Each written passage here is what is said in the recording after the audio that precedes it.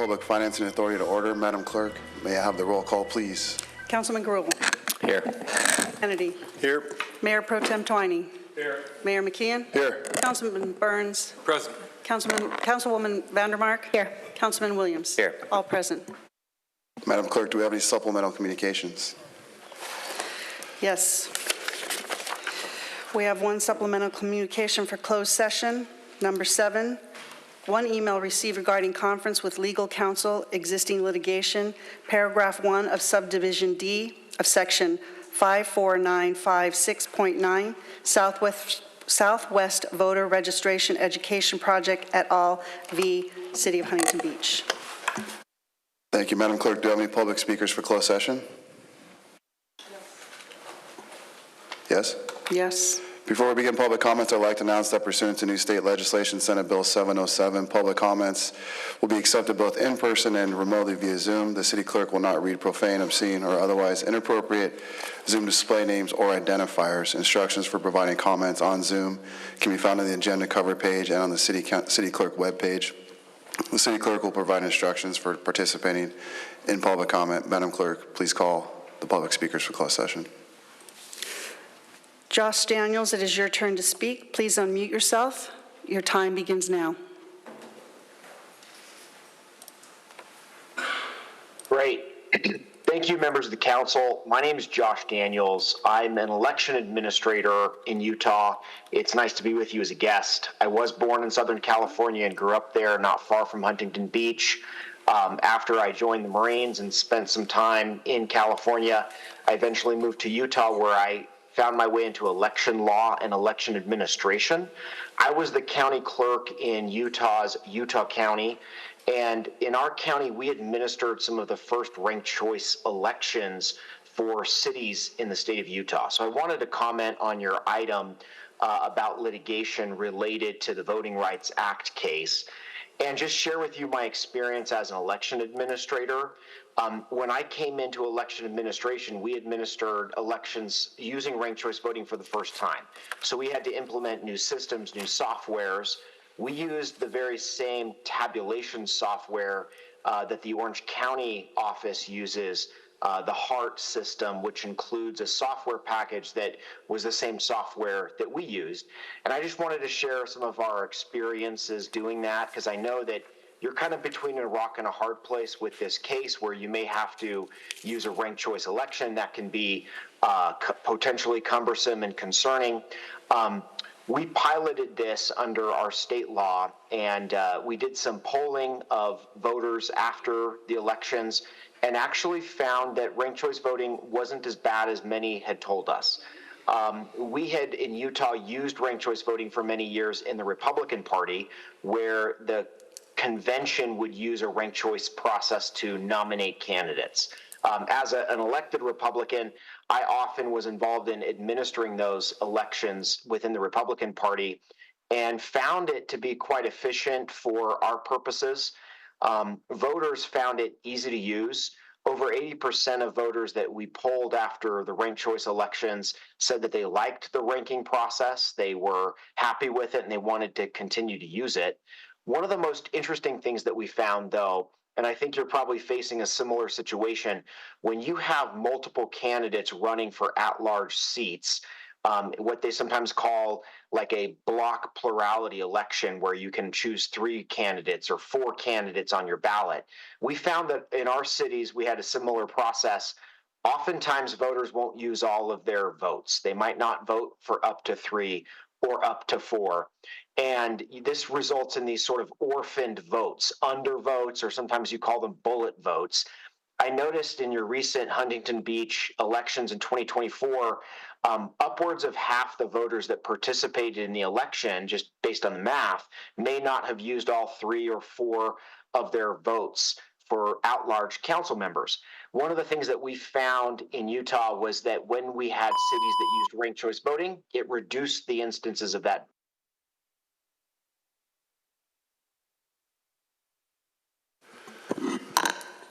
Thank you, next speaker.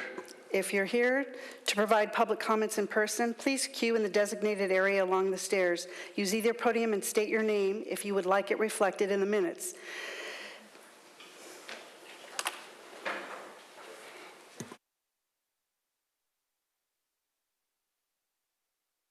for closed session items only.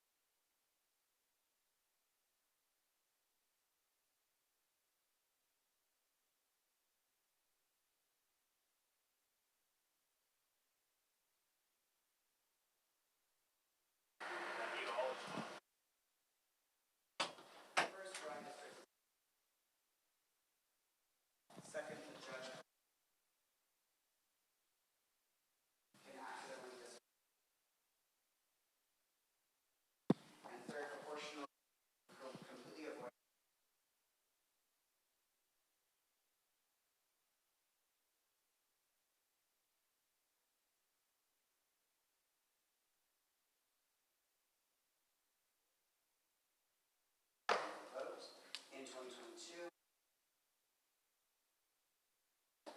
under the new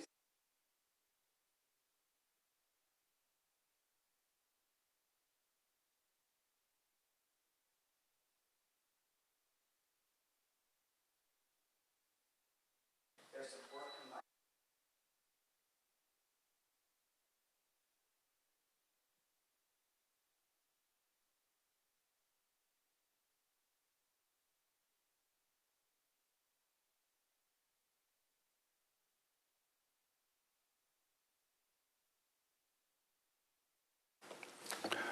Next speaker, please.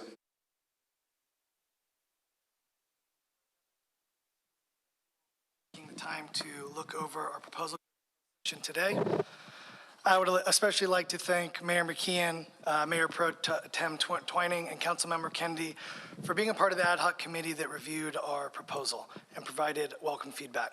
I also want to thank Ashley Wysocki, Chris Cole, and William Krill for their guidance and professionalism throughout the process. We very much appreciate all your time, feedback, and collaboration. I want to start by reiterating how excited I am to be here today. I love Huntington Beach, and as someone who was born and raised in this city and is now raising a family here, I know that places like the Wetlands, Dog Beach, and Central Park are some of the places that make this city so special. It's incredibly meaningful to be standing here with the potential to invest in and partner with the city that has given me so much. That being said, this will be a true family affair. I'm lucky to have both my father-in-law and my own mother and father joining me in this pursuit. Together, we bring a wealth of experience and wisdom, and we will work to ensure that this venture operates intentionally and thrives. Small businesses make this city great, and our families are ready to take on the responsibility of representing the city well and creating community through a locally owned, family-run business. I'm truly hopeful today, and I want to be clear that all aspects of our proposal and terms are intended to ensure that this endeavor is done well. We again want to thank you for the time and due diligence given to our proposal. We'd be honored to steward this space, and we have a lot of respect for what has been built and who has built it. We want to make sure we work thoughtfully to collaborate with the city to continue and establish legacy, as well as work to further embed this space as one of the most special spaces in Huntington Beach. Thank you for everything you do for the city and for your time today. Thank you. Thank you. Next speaker, please.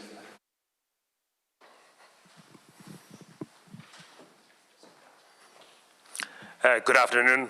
My name is Arash Sayari. I'm with California Ranked Choice Voting Institute. I am an Orange County resident and also the Orange County organizer for the organization. I'm also a former Huntington Beach resident. I actually grew up in Huntington Beach. I went to Geisler Middle School, long gone, and Edison High School. I'm here on behalf of California RCV Institute. We are an education firm, organization, I should say, a nonprofit, nonpartisan organization with a focus on educating the public as well as city council members and candidates about RCV and related city ordinances and procedures. I'm here to comment on item 26582 regarding ranked choice voting implementation in Huntington Beach. Given the data from various implementations of RCV in the U.S. in various cities and municipalities, we urge the City Council not to appeal the order of to adopt a proportional ranked choice voting. Your city budget is better spent, really, on the issues that you have with your city as opposed to attorneys. And we believe that proportional ranked choice voting is a fair election system. You will notice that each block of voters within RCV are able to elect a number of city council members proportional to its size. Given the history of the lawsuit, based on the city's demographics, Latinos would likely be able to elect one city council member, while non-Latinos would elect the remaining 6. So California RCV Institute, as an organization, state organization, as well as our national partners, Fair Vote, RCV Resource Center, are at your disposal. We're happy to work with the city clerk with regard to the implementation, working with the Orange County Register of Voters, and then speak with any of you council members, provide your input as far as how to essentially run in an RCV election, answer any questions that you may have. Thank you. Sir, we already have a Latina up here. That would be me. Thank you. Yes, thank you. Any more speakers, Madam Clerk? Mayor, before we, well, go ahead. Sure. So we had the first speaker, apparently the mic wasn't working, so if we would like to entertain allowing him to speak again. I don't know. I don't know if it was working or not. I don't know either. I mean, we heard you fine.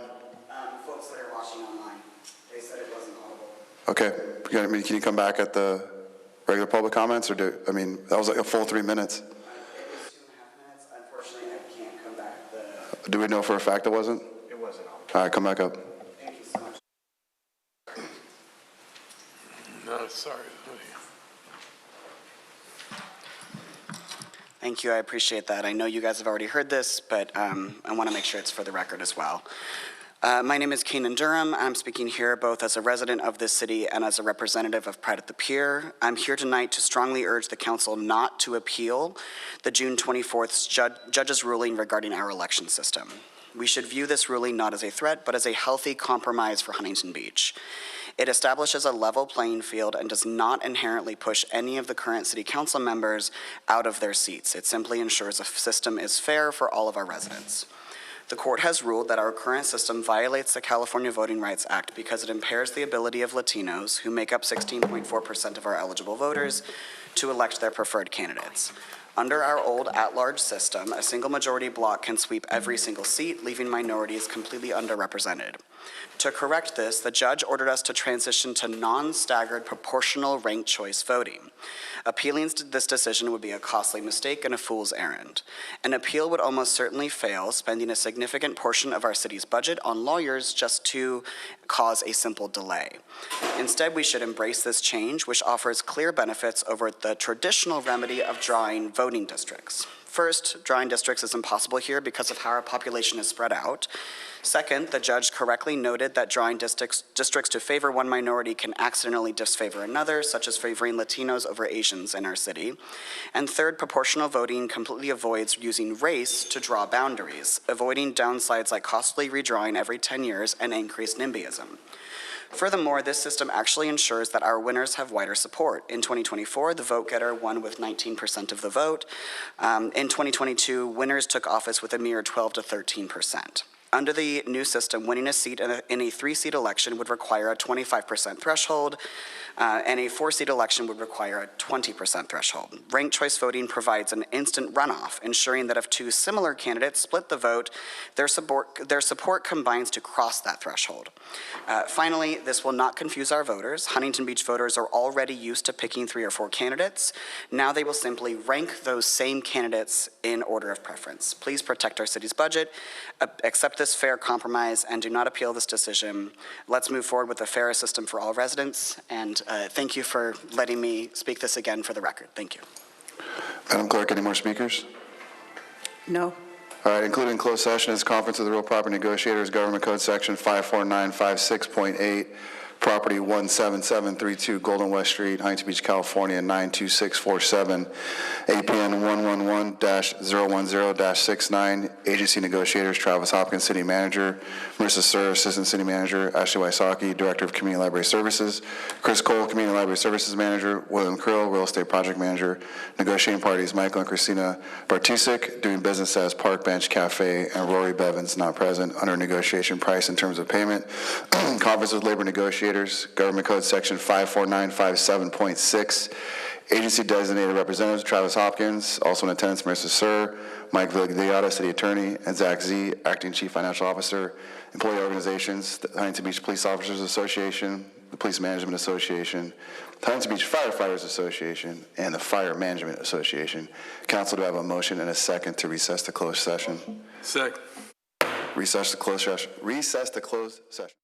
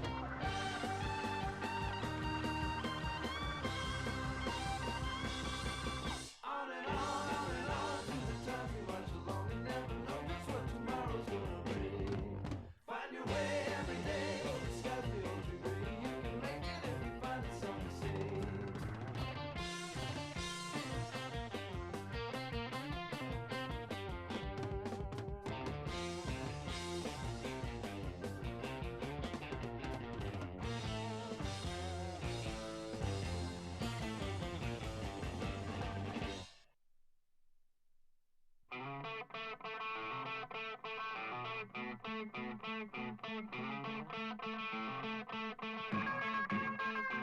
there's clouds in the sky, you can dry your eyes. If there's rain up above, you can give your love every day, every day.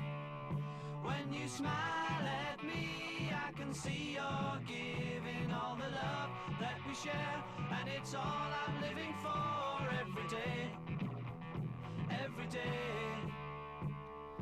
Every day is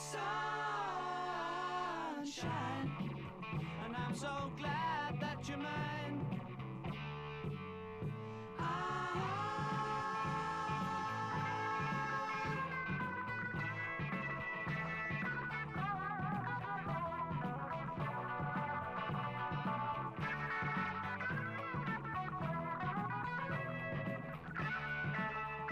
If the rain and the snow and the ice is cold, deep inside love is new, and the sun comes shining through every day, every day. Every day is sunshine.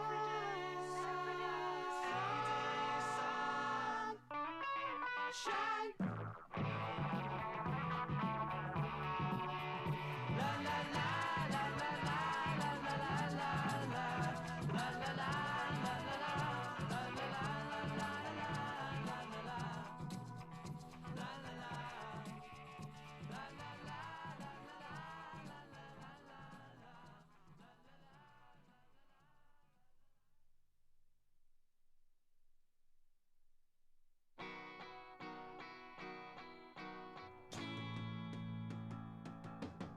Once I had a dream that made me sad. How so many people can be bad. Everybody wants all they can grab. No one's ever happy with their share.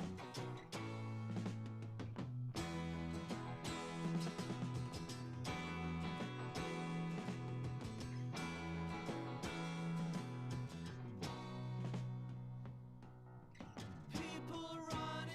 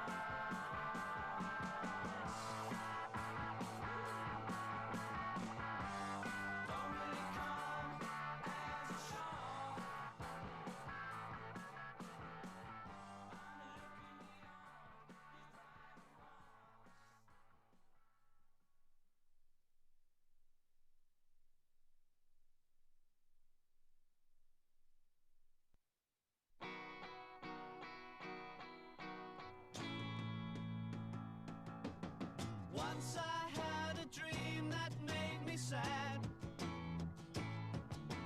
How so many people can be bad. Everybody wants all they can grab.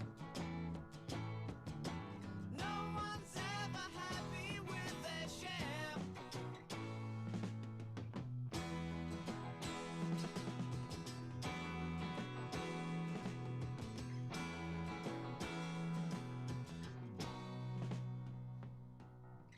People running don't have much to say.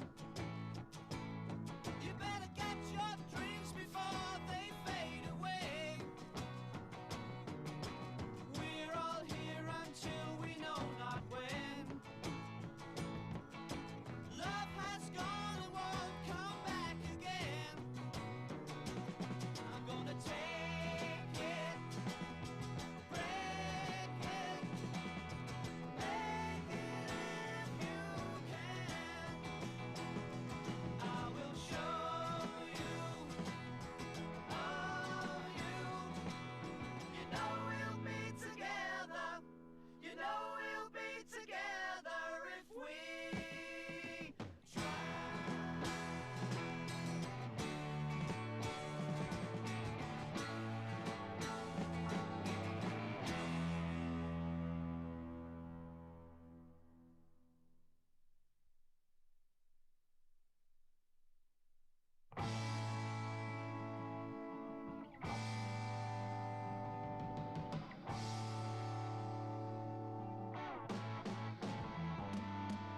Stay at home, sitting staring at the TV. She comes home late, tell me, honey, where have you been? Well, if I didn't feel so down, I'd be sleeping underneath the moon. And if I never came back, you know that it would be too soon.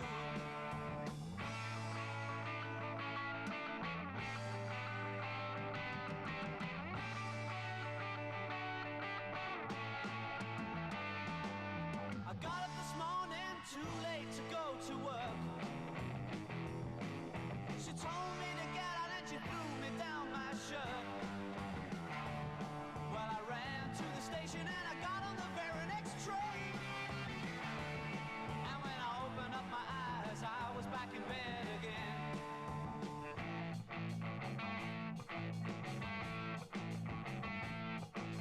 Come on, please let me stay at home, girl. Well, I'm tired and lonely, please let me stay at home. Come on, please let me stay at home, girl. Well, I'm tired and lonely, please let me stay at home. I don't want to get a job 'cause work is just a waste of time. I'm gonna be an independent person for the rest of my life.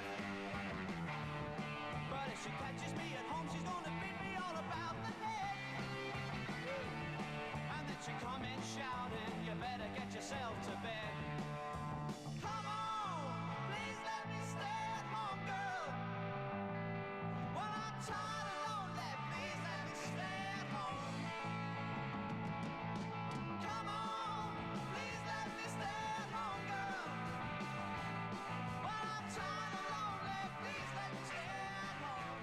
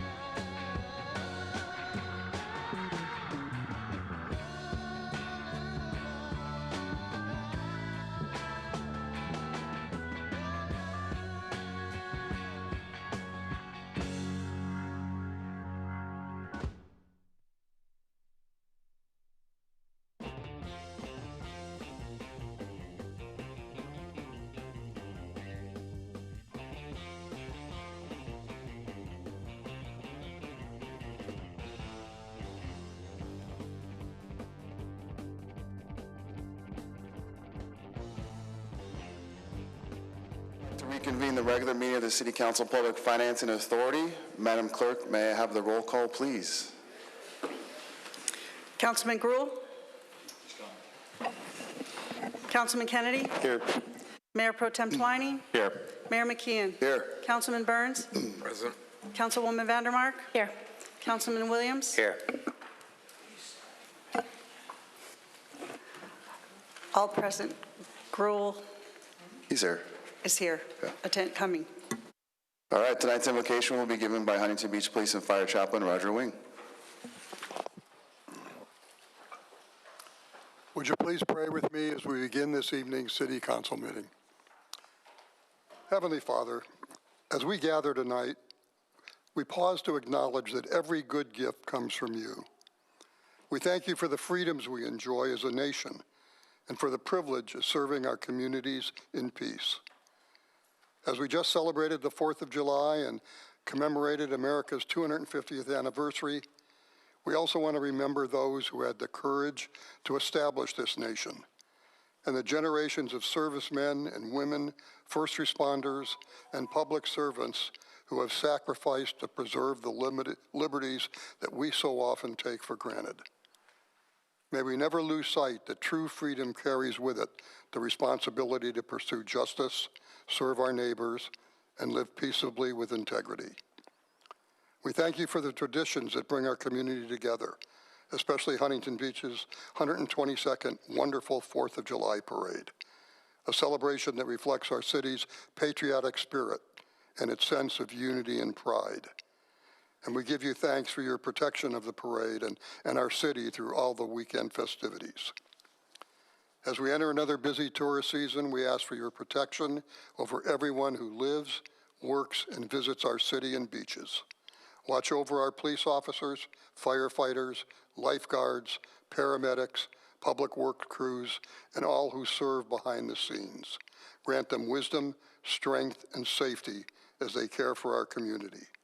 We ask your blessing on all of our Huntington Beach public servants and their families. Finally, we ask for your blessing upon each council member in this evening's meeting. Give each member humility, discernment, and a commitment to seek your will and the common good of our city. May their decisions be marked by wisdom, respect, and a genuine desire to serve every resident of our city. Guide those who will be speaking tonight to demonstrate decorum, grace, and a spirit of unity and peace. And we ask these things in your wonderful and most holy name, Jesus. Amen.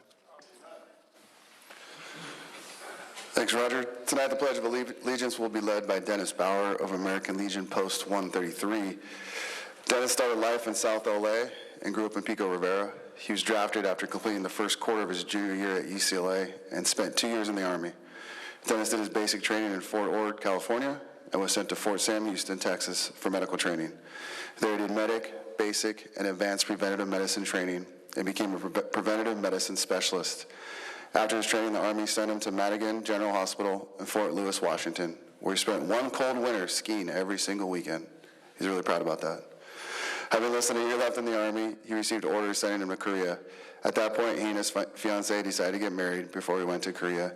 Dennis received an early out in December 1989 to return to his education at UCLA. He has been an HB resident since 1981. Thank you for your service, Dennis.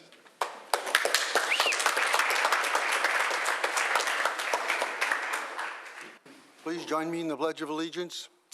I pledge allegiance to the flag of the United States of America and to the republic for which it stands, one nation, under God, indivisible, with liberty and justice for all.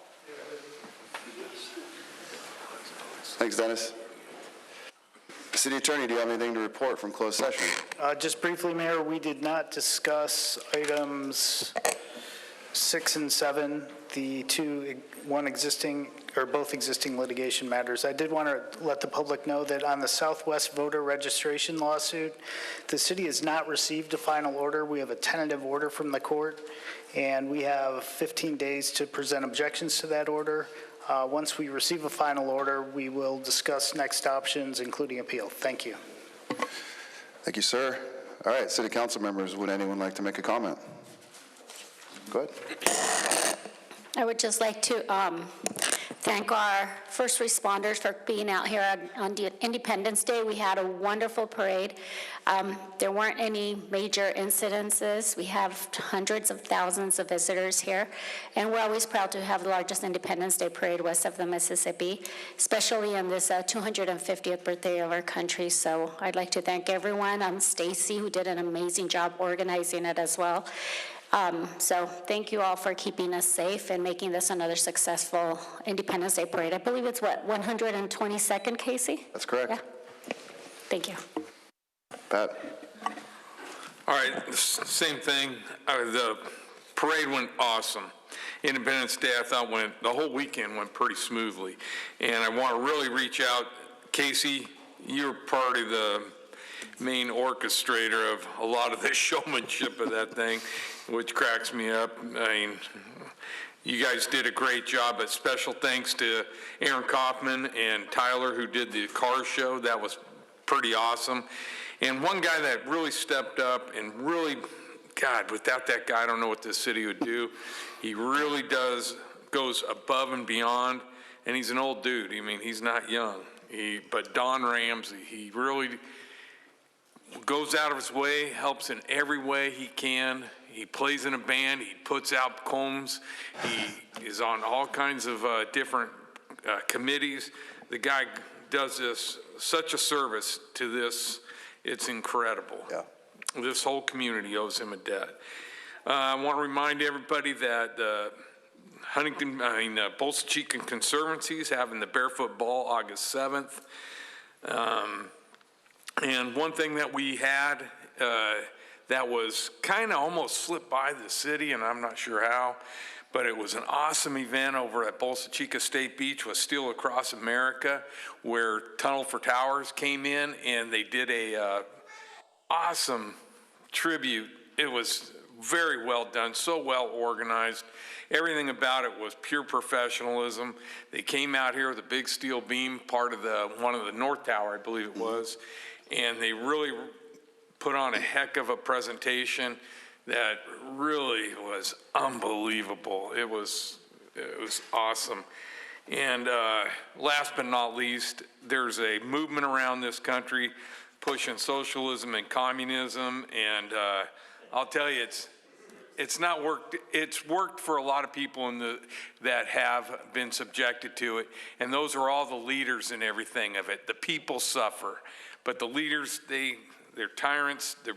They take away all the rights, and people better, again, like I've said in the past couple meetings, when you go vote American. Keep in mind what our Constitution gives us, our freedoms, and the value that they what they mean to us in our lives, the way we live, and the quality of life we're able to give ourselves and our kids, friends and family, and everything else. It's very important. I know it is to me. So that's it. Love it. Anybody else? Butch?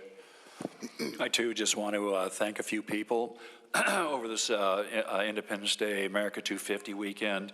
I want to first, thank our city staff, and I know I'll forget some, but I want to thank our incredible Huntington Beach Police Department, our fantastic Huntington Beach Fire Department, Public Works was out in force. I want to give a special thanks to Stacy Newton, who puts this whole thing together.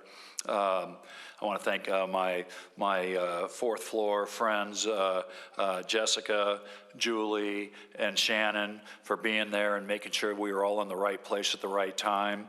I want to also thank Tyler Wolf and Aaron Kaufman for a fantastic car show. And finally, I want to thank our mayor, Casey McKeon, for being the maestro that made sure that we all came together and we were all in the right place at the right time. Thank you. Sir. Don? I just wanted to chime in. That was truly an honor to be part of the parade. America 250 was an incredible event. We're not the biggest city, but we're certainly the best city. So I wanted to commend everybody who took part in that.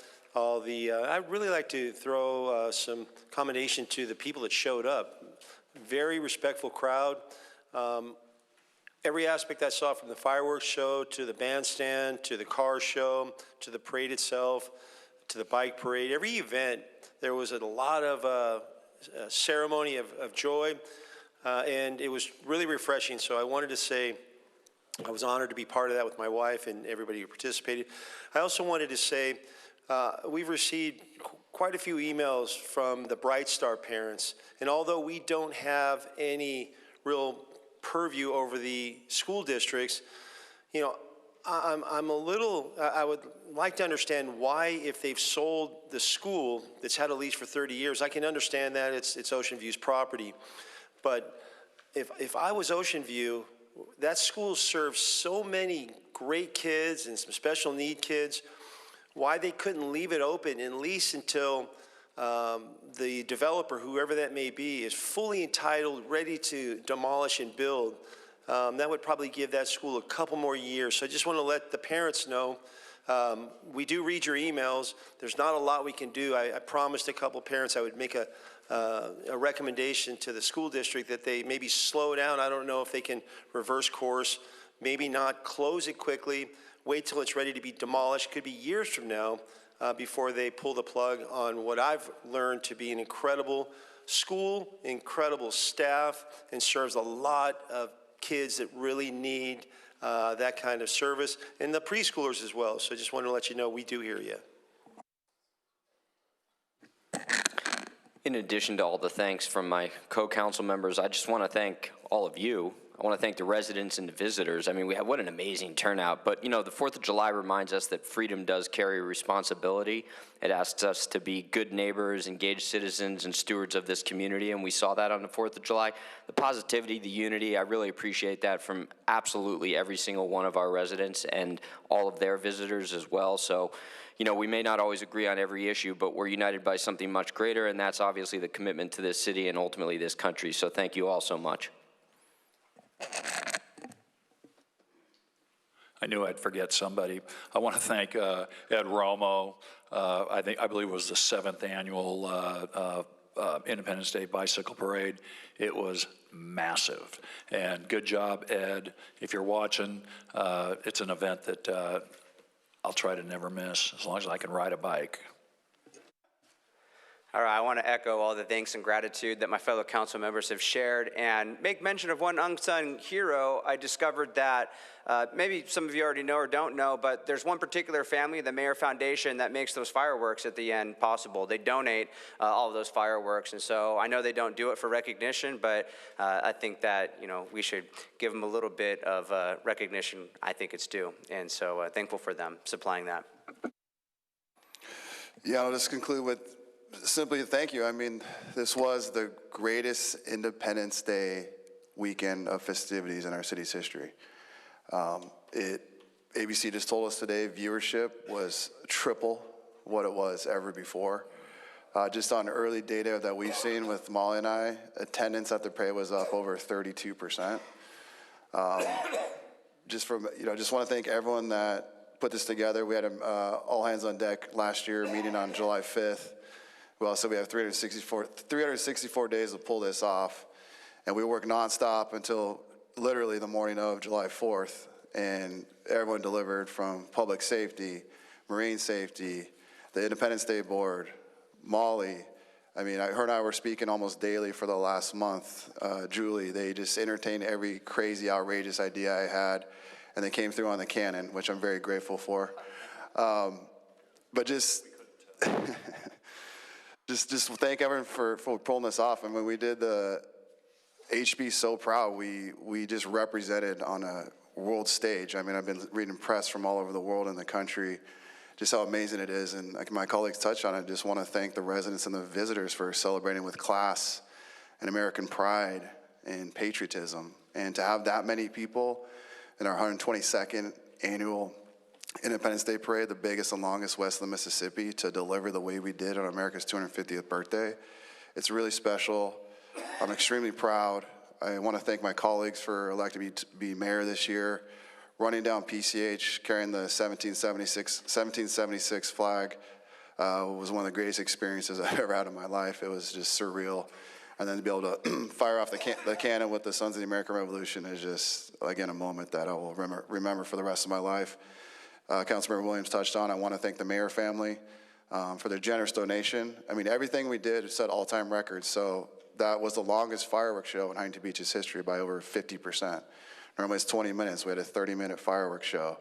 The 5K run in the morning, Pat and I walked that route and saw just the thousands of runners dedicated. It was fun just watching all that. We're at the pancake breakfast with Kiwanis before. And then, you know, the parade, as we touched on, the most entries we've ever had. And I thought, just from what I would see, we're in the front with all the soldiers in our 5-ton vehicle, but just looking back, I mean, all the floats we saw were the best ever. It was just, we just came through, we crushed it, we rocked it. It was incredible. So I want to thank everybody. And lastly, just really want to thank our soldiers and our veterans and everyone that's fought for our country for freedom for the last 250 years to give us this opportunity to live in the greatest country God's ever created. And to remind us that freedom isn't free, and it's so special, and it's such a historic moment that we get to be a part of, and we should all be very proud as Americans and as Huntington Beach residents that we delivered on the world stage. And I just said in the interview, like, we need to remember that we're all Americans. We're one nation under God, under the American flag, and we all need to come together and be very proud of this moment, and we should be, and we delivered. So just thank you, everybody. I appreciate it. All right. Moving on to the Mayor Spotlight presentation. So at the June 23rd Mayor Spotlight Awards, we were pleased to honor the following groups. So we honored Eva Casey with this month's Mayor's HB Excellence Award. Eva consistently goes above and beyond in supporting the building and code enforcement divisions as a welcoming face of the Permit Center. She's the first point of contact for residents, homeowners, and contractors.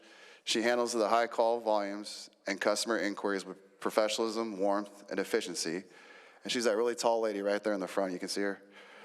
Her respectful and knowledgeable approach helps resolve concerns, de-escalate challenging situations, and ensures code enforcement staff receive the accurate information they need.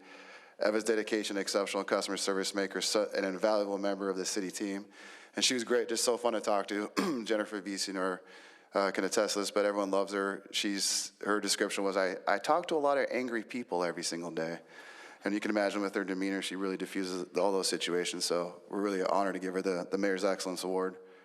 Next, we proclaimed July as Parks Make Life Better Month, and we were honored to celebrate alongside some of our incredible community partners and nonprofit organizations that help make Huntington Beach Parks thrive, including Shipley Nature Center, Friends of Edison Park, Friends of All HB Parks Matter, and the Huntington Beach Disc Golf Community. Next, we thank the city's homeless task force, team of Jessica, Virginia, Annabelle, Stephanie, and Arlene for the hard work they do day in and day out in our community. I said it before, these last 4 years, all working together, we've achieved the greatest homeless reduction numbers in our city's history, and it's a huge testament to them and all of us working together, so we're really honored to celebrate them. We then honor the other half of the task force, which is the police department and the encampment cleanup crew for assisting with an encampment breakups. We commended Lieutenant Allenbach, Sergeant Duell, and Officers Deneen, Deffenbaugh, Kent, and Bull for quickly resolving the issue. So they came in and broke up a really, large encampment in a tough area to get to. So again, super appreciative for everything they do. Next, we honored some local surfers, Edgar Murillo, Kian Bowie, Sean Roca, and Chris Blanco for their heroic actions at Bolsa Chica State Beach. When a fellow surfer was knocked unconscious and left face down in the water, these guys immediately paddled to his rescue and brought him to safety and brought him to shore. According to Huntington Beach Fire Department personnel, their quick actions likely saved his life. And his name is Dan. We then had Fred's Mexican Cafe back as they made a $10,000 donation to the Make-A-Wish Foundation. This remarkable gift will help grant life-changing wishes for children facing critical illnesses, bringing hope, strength, and joy to families during some of their most difficult times. So thank you, Freds. They then split the $10,000, another $10,000, and gave $5,000 to the HB Council on Aging, and the other half to the Wetlands and Wildlife Center. While the wetlands reps were not available to attend, they did present a $5,000 contribution to the HB Council on Aging that will help support programs and services that enrich the lives of our senior community. Fred's commitment to giving back reflects a spirit of community partnership that makes Huntington Beach such a special place. So thank you, Freds. Moving on to the business highlight section of the meeting. For tonight's business highlight, I just want to share a few updates on new businesses, local partnerships, and organizations contributing to Huntington Beach's economic vitality. So with the HB Business Buzz, this is always what's new in Surf City, USA. This gets a lot of great positive feedback. So thankfully, businesses continue to choose Huntington Beach as their home, bringing new jobs, services, dining, shopping, and entertainment options to our community. And this week's Business Buzz highlights new businesses that are now open or coming soon, which we recently features on the city's social media channels. We encourage everyone to shop local and explore what's new. Business information, including locations and websites, is available on the city's business webpage under Shop Local. So now open is My Coffee Shop on Beach. Brandy and Melville just relocated to PCH. Champagne's just opened up on the second block on Main Street. Coach's Lounge on Adams. Dwight's is reopening on PCH. Fakash House on Main Street. Garlic and Noodles by Joy. Hibachi Nana Grill. Izakaya Tekase on Edinger. Little Sister in Pacific City. Mendocino Farms in Pacific City. Northern Cafe on Beach. Offside Department in Pacific City. Sourdough and Company on Golden West. Subculture HB. Surf City Escape Games in Pacific City, Taste of Italy on Beach, Tacos Miranda HB on Brookhurst, The Brunch Cafe on Center Avenue, The Fur Seasons on Beach Boulevard, The Habit Burger and Grill on Atlanta, The Lighthouse at Pacific City, Plush and Play at Pacific City, Wingstop on Warner, and yes, this is a real name, Yellow Rat Bastard on PCH. And then coming soon, we have in the Old El Ranchitos, Agave Seasons on Main Street, Alloy Personnel Training, Aquatot Swim School, Bacio de Latte, Chocolate Bash, El Pollo Loco on Edinger, across from Golden West College, Einstein Bros Bagels on Adams, Gaburri Chicken on Warner, Gray's Craze on Bolsa Avenue, Huntington's on the Pier, King Louis the Beach Club, Ling Long Dumpling House right on 5th Street, Michael's on Adams, On Deck on Vincent Circle, Rad Coffee on Beach, Tacos Madre on Sampson Lane, the Kickstand Soda Shop on 5th, the Now Massage in Bellaterra, Chung No Wind Legend Cafe on Beach, Urban Air Adventure Park on Beach Boulevard, and then Waves Market and Spirits, which is also on Beach Boulevard. Next is the Huntington Beach Chamber of Commerce Sector Partnership Program. And the Chamber has launched its new Sector Partnership Program, bringing businesses together to discuss industry challenges, opportunities, and priorities. The first 2 sessions focused on health and wellness and professional services, brought together more than 70 local businesses. Additional sectors, including manufacturing, technology, and logistics, real estate and development, and retail, restaurant, and hospitality are also launching. This program provides another opportunity for businesses to connect and help shape the future of doing business in Huntington Beach. And you don't need to be a chamber member to participate, so just visit the Huntington Beach Chamber of Commerce website for more information on upcoming sector meetings. Up next, we have continue with the Minute with the Mayor series. We're highlighting 3 local businesses tonight since we had a 3-week break. Up first is Bark City. This week we're featuring Bark City, a locally owned dog care facility offering daycare, boarding, grooming, and open-air play.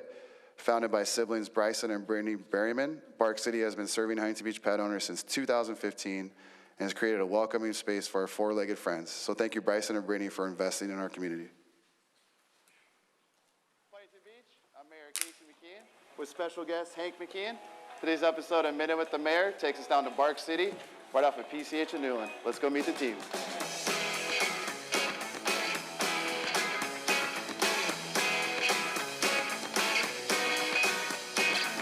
Bryson and Brittany, tell us about Bark City. So we are a family-owned and operated dog daycare and boarding spot in Huntington Beach. We've been serving the community for 10 years. With over 5,000 square feet of outdoor space, indoor space to match. We provide premium care to dogs of all sizes and ages. We also offer grooming services, so your dog can come for a play day and then go home happy, healthy, and looking good. Yeah, my dog Hank McKeon, this is where he goes, is Bark City. So why'd you guys choose Huntington Beach to open up your business? All of Huntington Beach lives outside all year round. And I just thought this community could be served by having a place that has dogs outside the majority of the time. So I picked Huntington because there just seemed like a real need for it and wanted to serve in this community, and I just thought it was a perfect match. And on that note, what do you guys love about serving the Huntington Beach community? It's about the relationships that we've fostered here. You see dogs like Hank come in, they come in as puppies, and we see them grow into their golden years. And ultimately, it just feels like a privilege to serve the community, and we're just lucky that we get to wake up every day and kind of give back. It's cool. That's another local gem right here in Huntington Beach. So remember to support local and keep Surf City thriving. See you at the next stop. Right, Hank? What's up? Hank is a light, so that was fun. All right, up next is Love Nutrition. Our next feature is Love Nutrition, a family-owned wellness cafe on Brookhurst Street.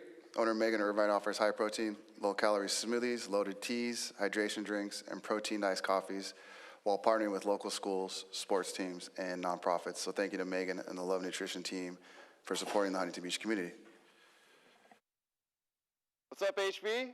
This episode of Minute with the Mayor takes us to Love Nutrition, right off of Brookhurst and Garfield. Let's go meet the owner, Megan.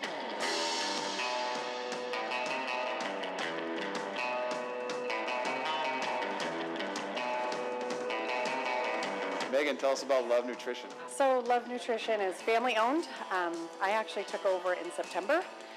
Prior to that, it was owned by a different family. They owned it for 4 years. So I took over in September, and we're completely operated by friends, family, and all locals, really. What separates you guys apart from other smoothie shops, would you say? Number one thing is just nutrition. So everything we sell is high protein, low calorie, low sugar, versus another smoothie shop might, instead of 9 grams of sugar, you might be getting like 35 or 45 grams of sugar. So if you're health conscious, if you like to go to the gym, if that's kind of your focus, we're definitely more your speed. So since it's my first time, what should I order? My favorite is Nutter Butter with banana. Can I help you make it? I would love that. All right, let's go. Okay.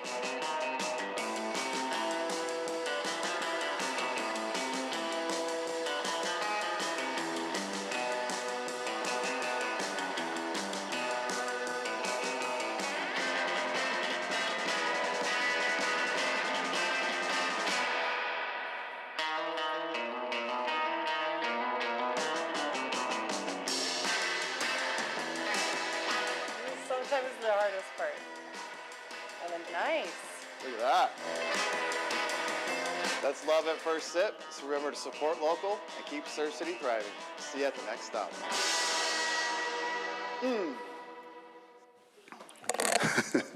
All right, last is Sutherland Subaru.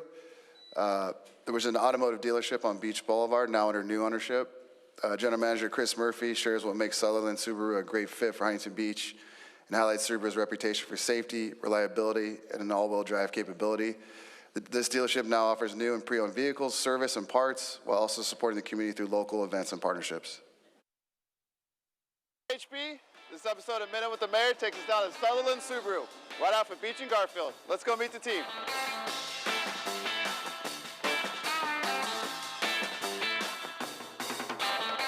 Chris, tell us about Sutherland Subaru. Yeah, so Brett Sutherland, he had dealerships on the East Coast, and he wants to start a new dealer group in the Orange County market, and we plan on being a big player here. I didn't realize this, but Subaru is like one of the biggest selling brands right now, right? Oh yeah, Subaru is on fire. Really? They got just such a great, loyal customer base, and they got some really hot cars coming out right now, especially with the electric vehicles. And then tell us about the beach parking pass promotion you guys have for if you come in and buy a vehicle. Yeah, so that kind of exemplifies what we want to do here is be more than a dealership, partner with our community leaders, and the Huntington Beach Parking Pass is a perfect example. Every car you purchase from us, you get a free Huntington Beach City Parking Pass. Nice. And then lastly, what would you guys just say you love about serving the Huntington Beach community? Honestly, the people. The people are amazing here. I came from the Bay Area. One of the first things I said to my wife was, the people are so nice here. That's another local gem right here in Huntington Beach. So remember to drive your ride locally and keep Surf City thriving. See you at the next stop. Woo!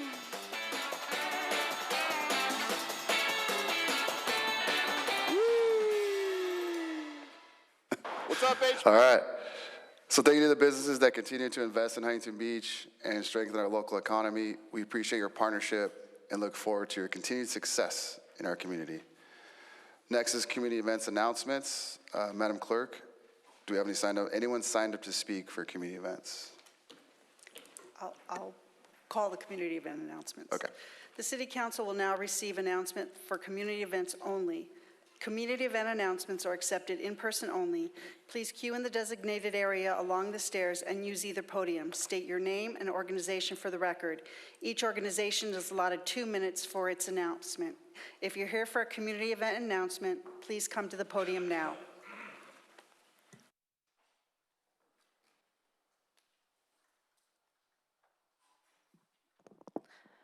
Hello, my name is Carissa Macias. I'm the Executive Director at the Bolsa Chica Conservancy. The Conservancy has been providing education and habitat restoration programs for over 35 years. I'm here to announce that our 13th annual Barefoot Ball fundraiser is coming up on Friday, August 7th, and will be held at the Waterfront Hilton Beach Resort at 5:30. I would like to invite our community to participate and attend by either helping to provide auction items or donations for our online auction, or by purchasing tickets to attend the event or sponsor a table. You can find more information on our website, bolsachica.gov. The Barefoot Ball provides approximately 30% of our annual budget and allows us to keep our interpretive center open to educate youth and introduce them to nature. Thank you for your time and support, and I look forward to seeing you at the Barefoot Ball on August 7th. Thank you.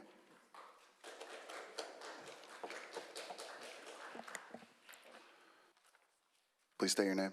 Jason Schmidt, City Treasurer. Good evening, council members and community. I am incredibly excited tonight to announce a new program that we are launching at the end of July to provide free financial literacy and workforce development training for 18 to 28-year-olds from economically challenged families in Huntington Beach, Fountain Valley, Garden Grove, and Westminster. This program will be held every Monday, Wednesday, and Thursday from noon to 1:30 for 3 weeks at Golden West College from July 27th to August 14th, and lunch will be provided each session. Students will learn about things like opening a bank account, balancing their budget, and investing for their future. All we're learning about succeeding in the workforce from local business, nonprofit, and government leaders who would love to hire lots and lots of interns. Everyone who completes the program will be eligible for cash awards, financial scholarships to pursue further educational opportunities, and clothes to make that amazing first impression at the next job interview. Sign-ups are now open, and all you have to do to sign up is scan the QR code, which you see on the flyer, and complete the form. It only takes a minute, and it could change your future. But please sign up by July 20th before registration closes. Developing this program would not have been possible without an army of partners. First and foremost, Golden West College and President Meredith Randall for providing the space and marketing support to make the program happen. Second, Supervisor Janet Wynn and the cities of Garden Grove, Fountain Valley, and Westminster, who have invested their time and resources to expand the program's reach so we can help change as many lives as possible this summer. And last but definitely not least, all of our nonprofit and business partners, including Youth Investor Corps, the United Way, Junior Achievement, Working Wardrobes, and the Huntington Beach Chamber of Commerce, who have built an unparalleled financial literacy and workforce development curriculum for this summer. This has been an absolute labor of love for all of us who have been working on this, and I am extraordinarily excited that we now get to share it with so many deserving participants. Thank you.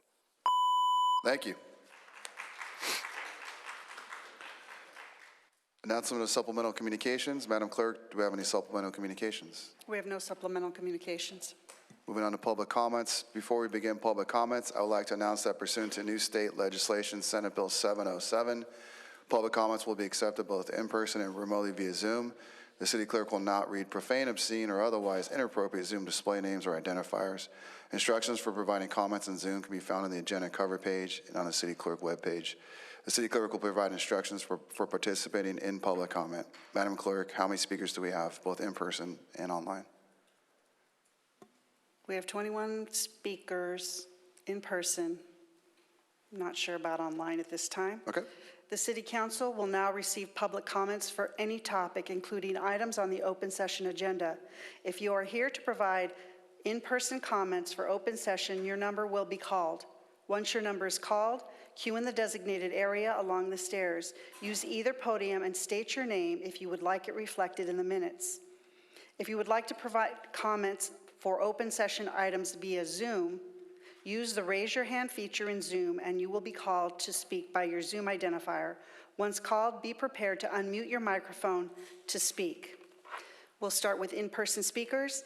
In-person speakers with numbers 0 through 10, please come to the podium, queue at the stairwell, say your name if you'd like it reflected in the minutes.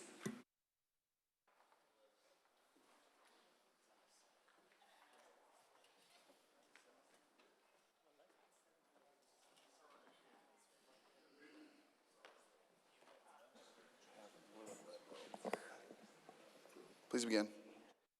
I have a few questions. Like, why is the International Surf Museum now occupying about 600 square feet of the main room of the Main Street Library, despite the fact that the city says there's been no modification to the agreement approved at the December 16th, 2025 meeting, an agreement that did not make that space available to them? And why does it appear that the city is funding the renovation of the rest of the proposed ISM space despite the fact that the approved agreement clearly states that the ISM, in association with Visit HB, will be responsible for the renovation? And since that newly occupied space increases the total space the ISM uses by over 60%, why has there been no increase in the rent that the ISM pays, especially since it was already discounted 80%, more than 80%, from market rates? And while we're on the topic of rent, why is it that the ISM is already in arrears on paying their rent? According to city records, they paid in May, but have not paid a dime in June, and we're already a week into July. Why is it that when the city is in dire financial straits, you see fit to reward your buddies at the ISM with sweetheart deals at our expense, when you won't even maintain the library itself? If you doubt me, go check the condition of the reading room chairs in the Main Street Library. Yet you bend over backwards to accommodate the International Surf Museum, and you still refuse to take $825,000 from the beloved Friends of the Library under the same terms and conditions that have been in place for 55 years. So explain to me why the citizens of Huntington Beach shouldn't see this as rampant cronyism, retribution against your perceived enemies, and just plain corruption. Because in my view, that's exactly what it is. Next speaker, please.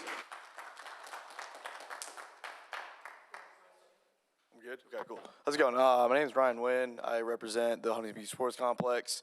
More importantly, I represent just the coaching in our community, as I am a coach at the local high school in Huntington Beach.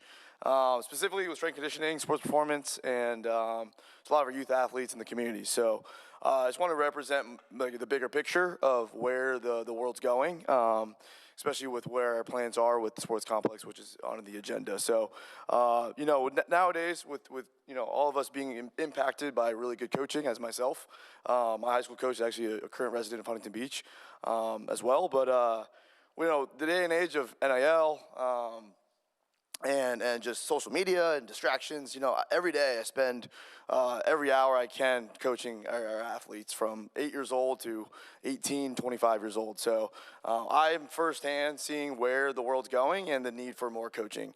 The sports complex represents a need, but also an opportunity for us to scale where the need is. And I just want, hopefully, that everyone sees the vision of what the real estate can provide and the vision of where our ownership can take the sports complex. Thank you. Thank you. Next speaker, please. Hi, my name is Cindy Carrillo. That's my son up there, Darian Carrillo, and my husband, Dante Carrillo. We're here to support the Brightside Learning Center, who's slated to be shut down in 2 months by the Ocean View District. They've been serving the community of Huntington Beach for 30 years. My son has been going to that daycare since he was 5 months old. He absolutely adores every single person there. He honestly spends more time with them than anybody else besides us. He spends, again, 40 hours a week at that daycare since he's been 5 months old. So he's over 2 years old. He spends more time with them than grandma, than aunt, everything. So to him, all the instructors there are like his family. And so they do their very best to not only support the children and love us, but also love the parents. And they also make sure that the children are meeting their developmental milestones. I have lost count how many times my son has come home from school and he knows a new song or new sign language, all that he's being taught at that school.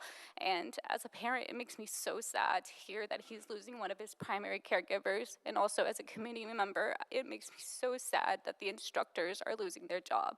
Some of these people have been teaching and raising the children of Huntington Beach for over 30 years. That is almost a quarter of the time that Huntington Beach has been a city. And they are losing their jobs, and they have been doing nothing but loving and caring for the children of Huntington Beach, and now they have nowhere to go in 2 months. So I understand that there's limited things that you guys can do, but if there's anything you can do to please help the Brightside Learning Center, I think it would mean a lot to us, and also to all the future children that could be loved by them. Thank you.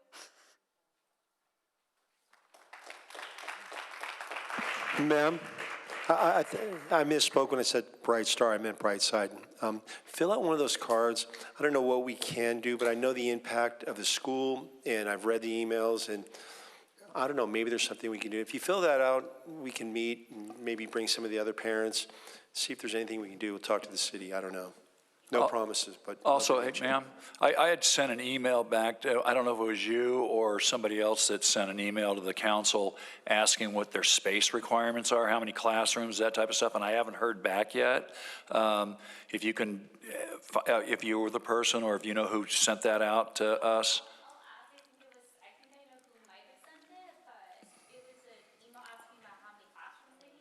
I sent that. Okay, thank you. Next speaker, please. Good evening, Mayor and City Council. Tim Geddes in the House.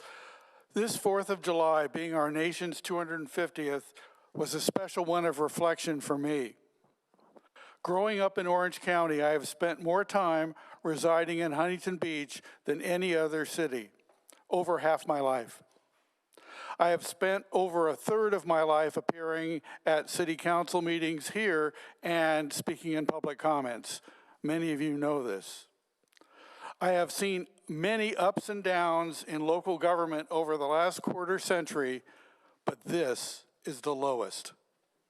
Just as our federal government has been magnified over the past few years, creating the most dangerous threat to democracy and progress in my lifetime, so too has our local government here in Huntington Beach been magnified over the past few years and has become the greatest threat to our entire community since I moved here in 1983. There is no transparency, no accountability, no ethics or honesty, no concern for cherished civic assets like our like our library system, no toleration for opposing views, and precious little civility from some of the majority council members since 2022.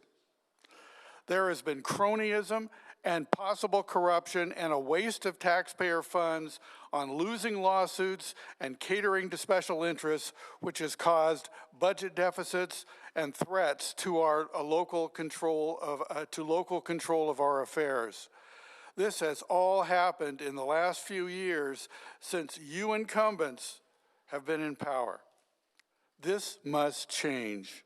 Our local government must change just as you proclaimed it should in 2022. Only a new majority on the council can do this going forward. The majority Surf City slate of Taryn Palumbo, Ben Davis, Aaron Spivey, and Brenda Glim will not only bring transparency, accountability, honesty, and progress to our local government, it will rescue our city's reputation, which is sunk to new depths under mega mismanagement. We can do better. Our citizenry deserves better, and in November, our city will hopefully get better. And please, when you take on Sacramento, don't poke the bear. Happy Independence Day, Tim. Next speaker, please. Hi, I'm Dave Chenault. I'm a finance commissioner here at the city, and I head up a subtask committee that is studying the Huntington Beach Sports Complex. We are currently in the second of three three-year terms. The second term is going to end on 9/6/27, so we have about 14 months. At that time, the city or the HBSC partners could elect to walk away or continue, and there's another 3-year period after that. Our subcommittee has 3 finance commissioners on it. We're studying all the different sports complexes in the area. We're talking to different cities to learn how they manage theirs. We're trying to learn what the options are for our city going forward. Based upon a couple initial conversations we've had with other cities, we believe that there are a lot of different options available for the city. They're probably more advantageous than what we've got today. We talked to Chino Hills, and you're going to hear more about that in a few minutes. So as far as the ongoing expenses with the city, I asked Director Wysocki for a copy of the expenses to run the sports complex for the last few years for the city so we could find out what HBSC partners are paying and what is costing them. She replied that they do not have to give it to us. They only have to give us revenue statements. Based on the estimates that I have on SIPRA requests and public statements that have been made by staff, I think that we've spent somewhere in the neighborhood of $2 million in 2025. And this is due to, we pay all capital expenses out there. We pay for all utilities. We pay for cutting the grass. We pay for cleaning the toilets during the week. And also the new parking lot meters that were put out. We are putting in new LED lighting that's going to cost $2.5 million. We, the city, are spending millions of dollars a year on this complex. We've taken about $200,000 in rent, so we're upside down.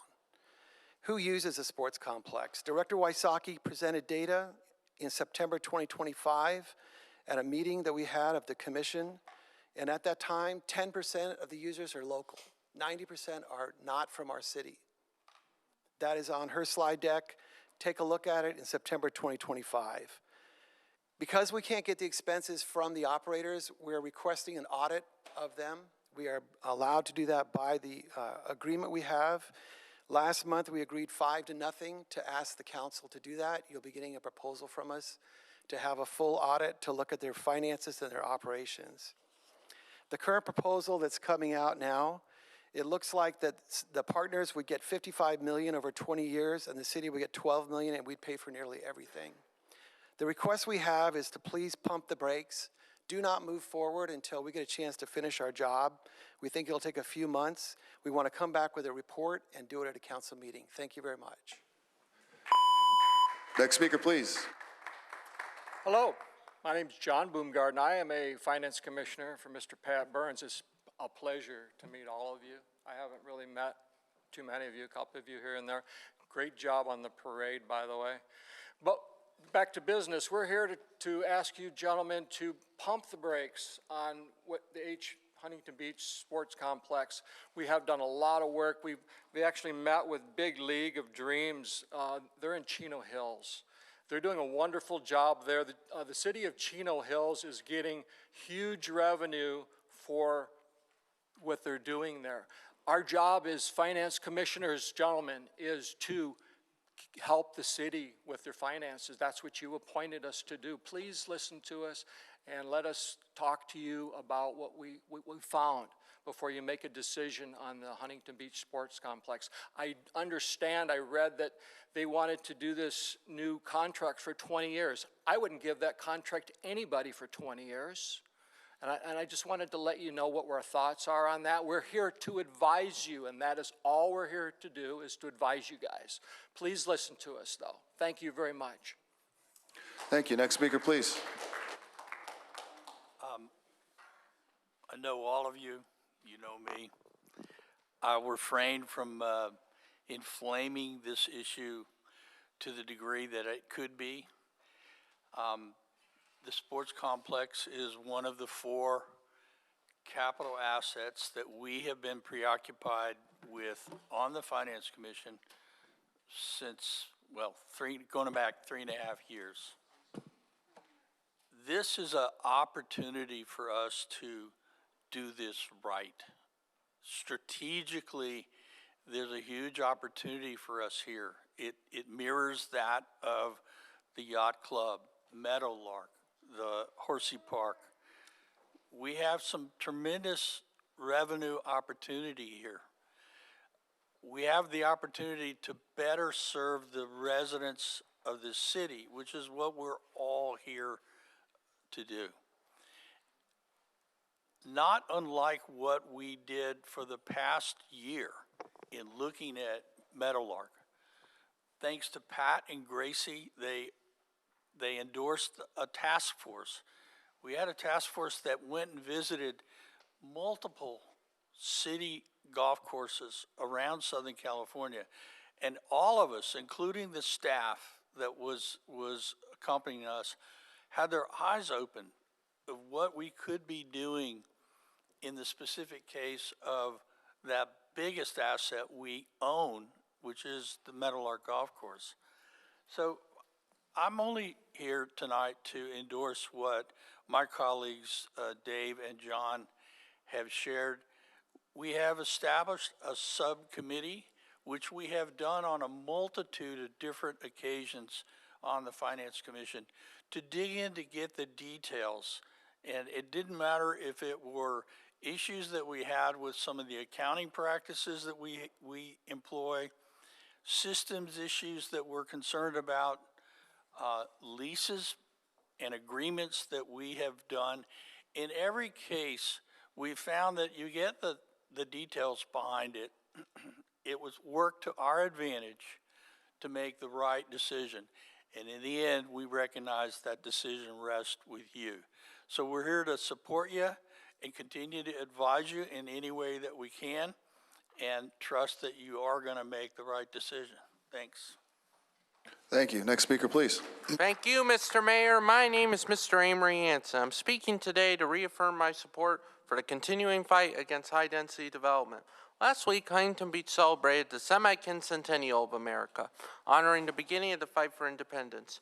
In Huntington Beach's fight against high-density development, I urge the council to be inspired by the soldiers of Valley Forge. In the words of Mr. Thomas Paine, quote, "The harder the conflict, the more glorious the triumph," end quote. Let's continue to fight in the hills of Orange, in the valleys of Los Angeles, and in the bridges of San Francisco. Thank you.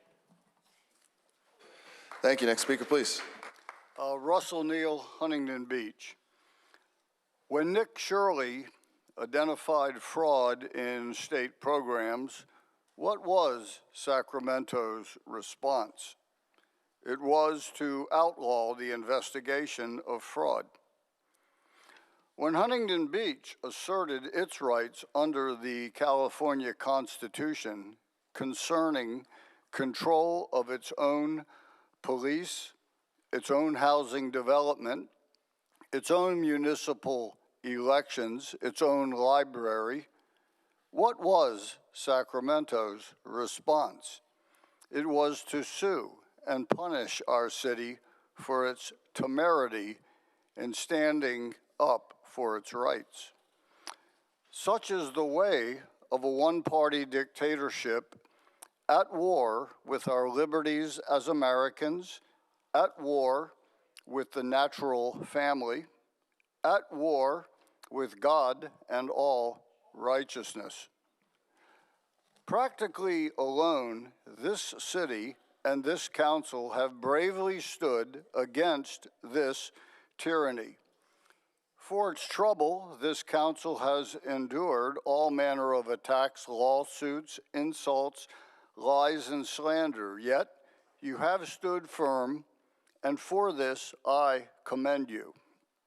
At the same time, you have made remarkable progress on your promises with respect to homelessness, an improved business climate, and controlling the budget without raising taxes.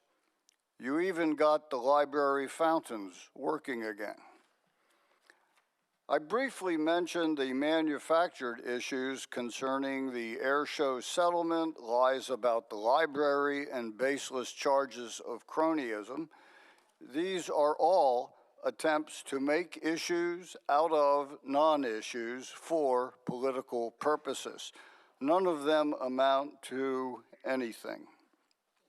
In the upcoming election, you will be up against a slate of 4 Sacramento puppets, a group committed to rolling over for whatever Sacramento wants and reducing Huntington Beach to the status of a vassal. I pray that their lies find no root in the hearts of the people of Huntington Beach, and that the people will once again rally to your righteous cause. Thank you, and God bless you. Thank you. Next speaker, please. Hello, my name is Gary Kingsinger. I've been a resident of Huntington Beach for about 41 years. I'm here to bring attention to what's going on in your city right now, and what you're getting passed out right now is I have somebody that's running for city council that has been attacking me. Her and her boyfriend have been attacking me for 2 weeks. Roz Price is she's always attacking the homeless. So what happened is she came at me and we got into a little argument. She started calling the police on me, And then I started getting text messages from her boyfriend that is in court order rehab right now because he was looking at 3 to 5 years in prison. He was arrested 2 months ago. He had about 12 different types of drugs on him. He had fentanyl, methamphetamine, acid, ecstasy, and about half a dozen more other drugs. He's got a long criminal history. So Roz ended up giving him my phone number in rehab to call and threaten me. I have had texts all week long with, he's gonna kill me, he's not gonna stop till I'm dead, he's gonna get his gangbanger buddies to come and take me out. I went today because I met with a friend of mine who's an attorney, and I told him what her mother told me, and what she tells everybody is she has nothing to worry about because her father is a retired police captain. Well, I found out it's her ex-father-in-law, and the son would be the ex-husband that's a methamphetamine addict who lives in Central Park. So this guy's been threatening me all week long, and her mother told me yesterday that you can file papers with whoever you want. She's sitting in the audience right now. You can file papers with whoever you want, and once they find out who it is, nothing's gonna happen. And then she said, they also told us, the Huntington Beach Police told me and her, that they're gonna look for you on the road, and if they find you, they're gonna pull you over and find a reason to arrest you. So this is all happening right now. He gets out of rehab, I think today, and I'm supposed to die today or tomorrow. He's gonna kill me. If you look through all those things, yeah, I'm homeless. I'm homeless because I turned down China 4 times. I did the 2010 Mustang logo for Ford. I know Bill Ford Jr. I did all the logos for Ford, GM, and Chrysler. I went across this country for 12 years. I had 27 people try to steal my work. 4 said they'd fund me, but I have to go to China. My great-grandfather was a POW twice in the Civil War. My father fought in World War II, and my grandfather fought in World War I. Ford reneged on me on a deal we had when I did that 2000 Mustang, and I says, I'll die in China before anything I make is made in China. I walked away from China 4 times. Yeah, I'm homeless, but I did it for God and country. Not knowing where my next meal was coming on, I walked from China, and I'm still homeless today. But what I did right now, after 8 years, I had a near-fatal brain injury 8 years ago. I ruptured my brain stem, the top of my brain stem, and almost died. Thank you, sir. Somebody needs to talk to me because there's a lot more you need to know, because there's a storm heading this way, because I filed with the DOJ this morning because of what happened. They're watching this case. Okay? Thank you, sir. Next speaker, please. Hi, my name is Ellen Riley. I usually speak about the housing element, and finally it has been approved, so I hope we're moving forward because there are so many people in the age of 40, children of people who live in Huntington Beach, who would also like to be able to afford a home, and they absolutely cannot do that. But with the housing element, it might be helpful to them. Otherwise, I want to speak about oil and oil drilling, and I want to beg you not to begin oil drilling off the coast because a certain federal official has recommended that we open up our oil wells and start drilling off the coast, which we did years ago, and they're already starting that up in Santa Barbara with the same company that created the spill in Huntington Beach on our beach, and it cost $4 million to clean it up. And so it's been recommended, as I said, by a federal official, and I hope that the city council and the city government will decide that is not something we need here. As I said, it cost $4 million. It destroyed our beach. Much wildlife was completely killed.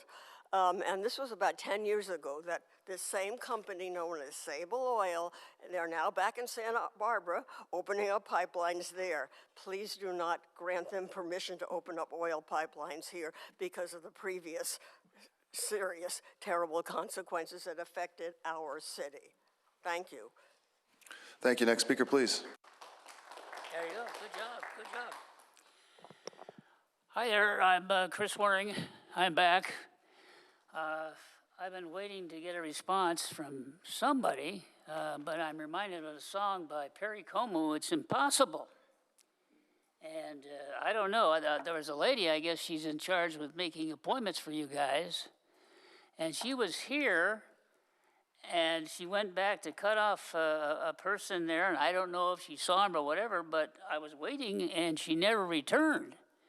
So, it was kind of like here today, gone to Maui or something, So I'm just kind of at a loss, and I'm just looking to get a meeting with a couple of people I indicated last time I was here. And, and the stuff that I got here, I'm reminded of another song, Marvin Gaye, What's Going On? I don't get it. Anyway, the reason I'm here for this one, and I'll just give an overview because I'm not going to spill all the beans here, is that I've lived in Surf City Beach Cottage, formerly the Pacific Ocean Trailer Park. And as of September this 1st, which isn't even a year, my rent will be paid for the space, 1,200 feet, by my entire retirement. That's really bitching for me. That's really, really bitching. So anyway, I would need to talk to some people and see if you can do something about it, because the owner of this park, he doesn't give a rat's tail. And there's other seniors in my position too. I guess I'm the spokesperson. So hopefully I will get this meeting and be able to talk with people that maybe can see the light and help me do something about the situation, because it's a bad situation. I can't move my trailer, it'll fall apart. It was built back in the 60s. My parents came down there and lived it in the 60s. They're long gone, but I'm here still.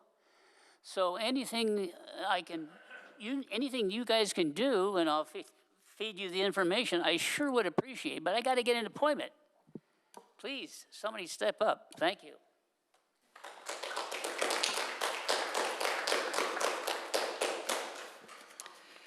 I'll be calling the next set of speakers, but before that, if you are here to provide comments for the open session item via Zoom, please use the raise your hand feature in Zoom, and you'll be called to speak by your Zoom identifier. Once called, be prepared to unmute your microphone to speak.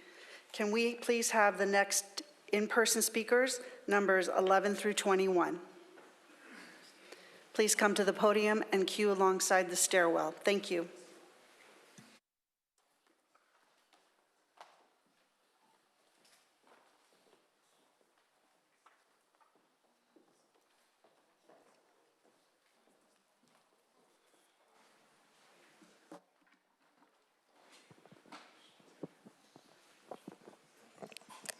Good. Wow, I didn't expect that tonight. I just want to clear up a few things about myself. I've been in the city of Huntington Beach for 48 years.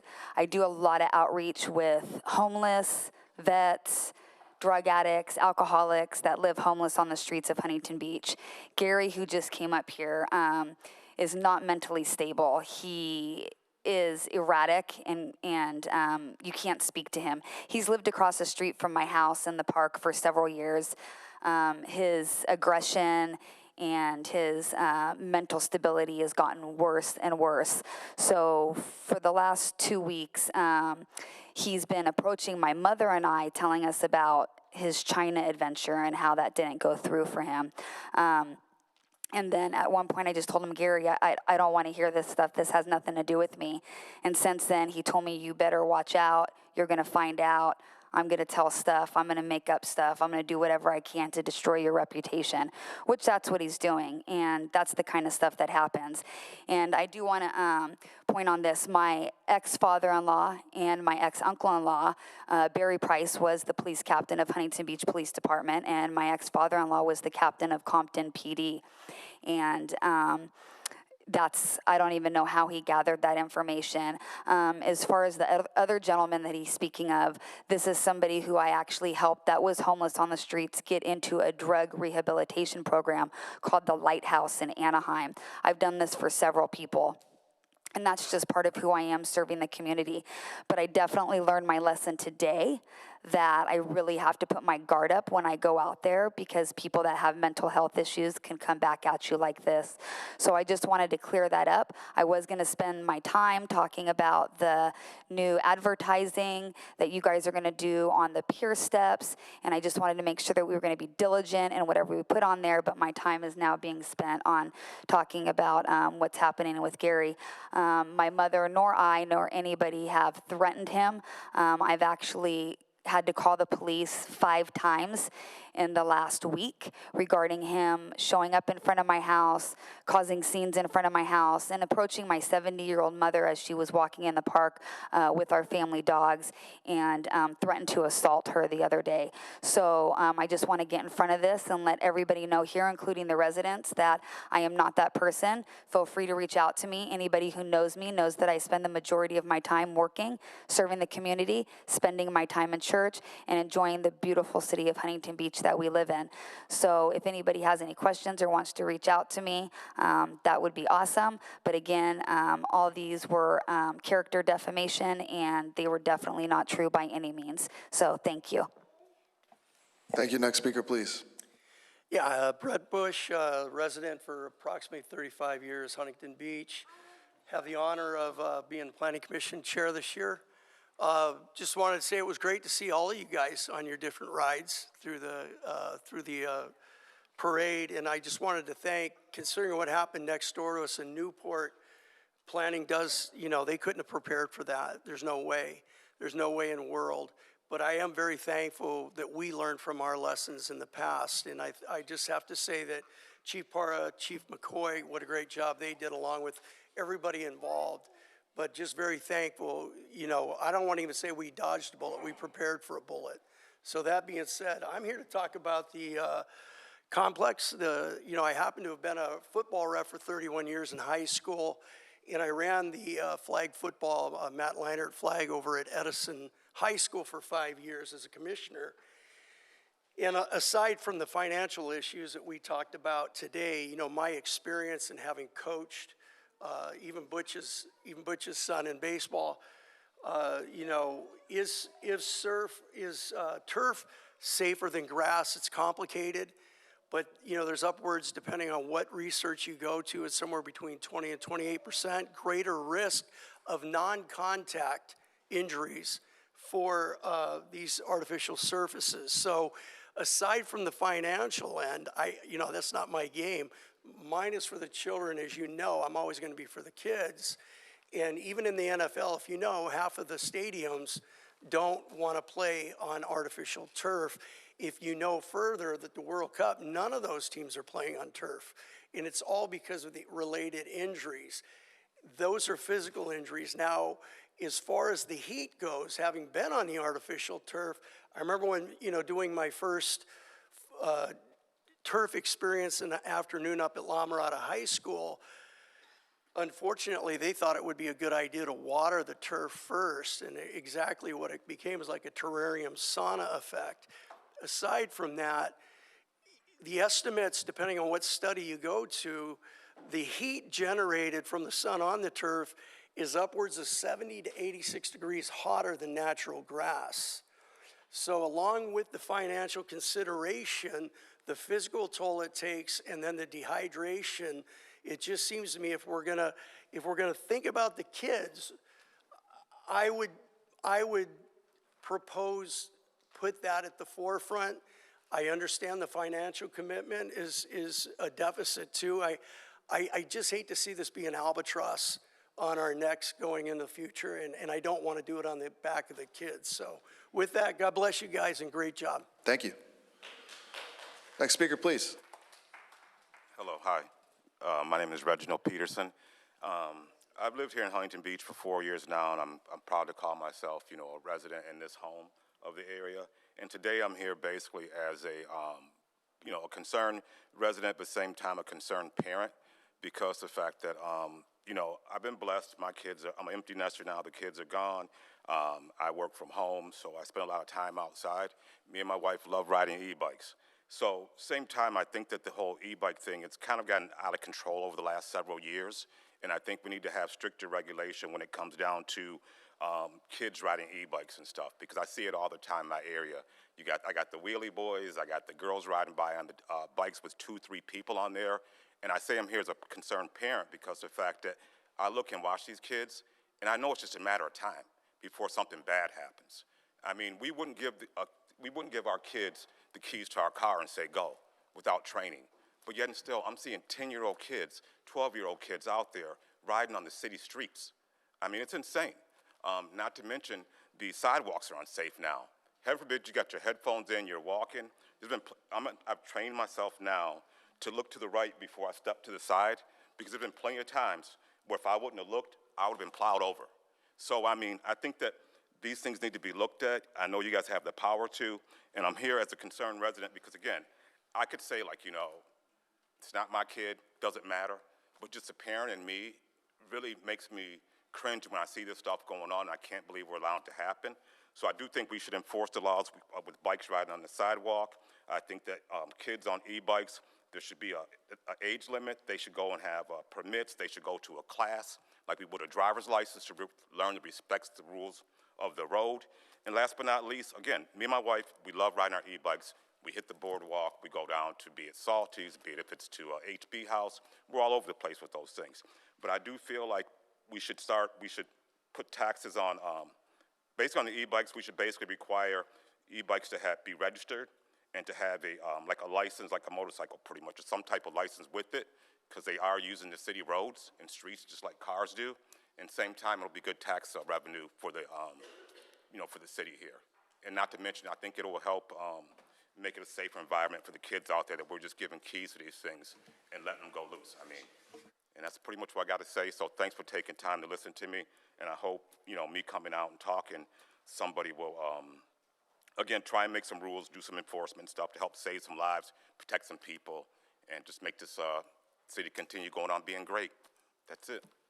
Sir, can you please fill out a blue card, and we'd like to meet with you, I guess Butch, maybe Casey and myself, and just give you some of the, explain some of the programs and what we're doing. But I agree, it's a very big problem. I've been traveling out to Sacramento, and even the legislators out there, this is one of the top issues, not just in Huntington Beach. I thought it was a coastal issue, but it's not. It's actually a whole state issue. So if you fill out a blue card, we'd be happy to sit down and talk to you. Sounds good, I appreciate it. And with what you said also, I'd like to say, I know it's an issue with a lot of the state, but we could be the trendsetter and say in Huntington Beach, we don't get down like that, and really start being a trendsetter instead of a follower and stuff. So. Awesome, thank you. Next speaker, please. Hello, everybody. My name's Ian. I'm the owner of SFD Studio, and I'm a local resident and business owner. I really come here to share my appreciation for the city and gratitude. I'm a proud resident, I'm a proud business owner, and the two things I really wanted to talk about here is first, the resources that the city offers. I recently went through the SBDC program that the city offered, and it's remarkable the amount of resources that you can put local business owners in connection with. I'm super appreciative of that, as well as through the marketing company, I'm able to work on the lifeguard towers on my local beach. That's something that a combination of resources and opportunity really means a lot to somebody like myself. So I wanted to take this forum to really say thank you. The second part to this is, as a resident, I noticed the improvements that you made leading up to the 4th of July. And it's the 250th anniversary, and between the pier lights, repainting the bathrooms, cleaning the bathrooms, painting the lines down Main Street, it was just noticed, and I wanted to take the time to say thank you. Awesome, man, thank you. Next speaker, please. Hello, everyone. Chris Cluey, candidate for 8072, Huntington Beach resident for past 16 years or so. I just wanted to give you an update of the DPOC July 4th parade. I was fortunate enough to be able to march with the DPOC, Democratic Party of Orange County, float entry. Big thanks to Florice Hoffman, as well as Jeffrey Cardenas for setting that up, Pat Goodman for giving us the use of her house to decorate the float, and then all the volunteers and everyone that came out to help carry, the banner in front. The Jim Fisk Jazz Tet that played an awesome selection of music that covered our nation's history. I think from it was the 1920s all the way up through the current day of jazz music. And it was a really fun experience. I am proud to tell you that the cheers for us outweighed the boos, but it was also kind of troubling to see the fact that there were boos in something that was supposed to be a celebration of our nation's history. And I don't know how much of that is driven by this city council. I don't know how much of it is driven by someone like Pat Burns calling us socialists and communists and saying that we're the enemy, when we're all on the same team. We're all Americans. We're all here working for each other. Like, we're trying to make our lives better. And yeah, we can disagree. Like, we can be mad at each other. But at the end of the day, we're all Americans. Like, we're all on the same team. And when I was walking down the road with everyone else, and I saw these people just yelling at us, the thing that really stuck with me was the fact that they weren't chanting anything to do with the country. They were chanting an individual name. They just kept saying Trump, Trump, Trump, as if that was the most important thing on our nation's birthday, that was the only thing that mattered to them. And so I'm just asking you as council members, please represent everyone in this city. Represent everyone, even the people that didn't vote for you, even the people that don't agree with you, even the people that see you muttering to each other as I'm talking, that don't care about what I'm saying, because that's the problem where we're at. Like, you really don't care. And I just got to say one more thing. Chad, we're never going to agree on a lot of stuff. I really appreciate that you stood up for trying to keep hard liquor from being sold at the bikini bar, because, are we serious right now? Like, that was, within sight of a school. And the fact that, that's your line in the sand, I appreciate that. Like, that is something that we do agree on, because we do need to have a line in the sand. And I don't think most of you on there have that. And Chad, I think you do have that. But I would just like us as Huntington Beach residents to be Huntington Beach residents. Next speaker, please. Thank you, Mr. Cluey. I want you to know that we had our fair share of booze, but I would never, ever accuse you of organizing that. But thank you for your comments. Next speaker, please. Good evening. Chris Reaney, Huntington Beach native. So in opening remarks tonight, I heard, when you vote, vote American, and also freedom isn't free. Well, of course freedom isn't free. You pay for it by voting, and why not make your vote count? So on June 24th, Judge Craig Griffin, a judge appointed by a Republican governor, voted that Huntington Beach elections run afoul of the California Voting Rights Act and delivered a verdict to switch to ranked choice voting. I implore you to accept this ruling. Judge Griffin respected our charter city status and made accommodation for it. He specified ranked choice voting over district elections so as to, quote, do as little violence as possible to the electoral system of Huntington Beach. The infrastructure move to ranked choice voting is already in place. It uses RCTab, an open source software that we already use. The change would require certification, that's routine.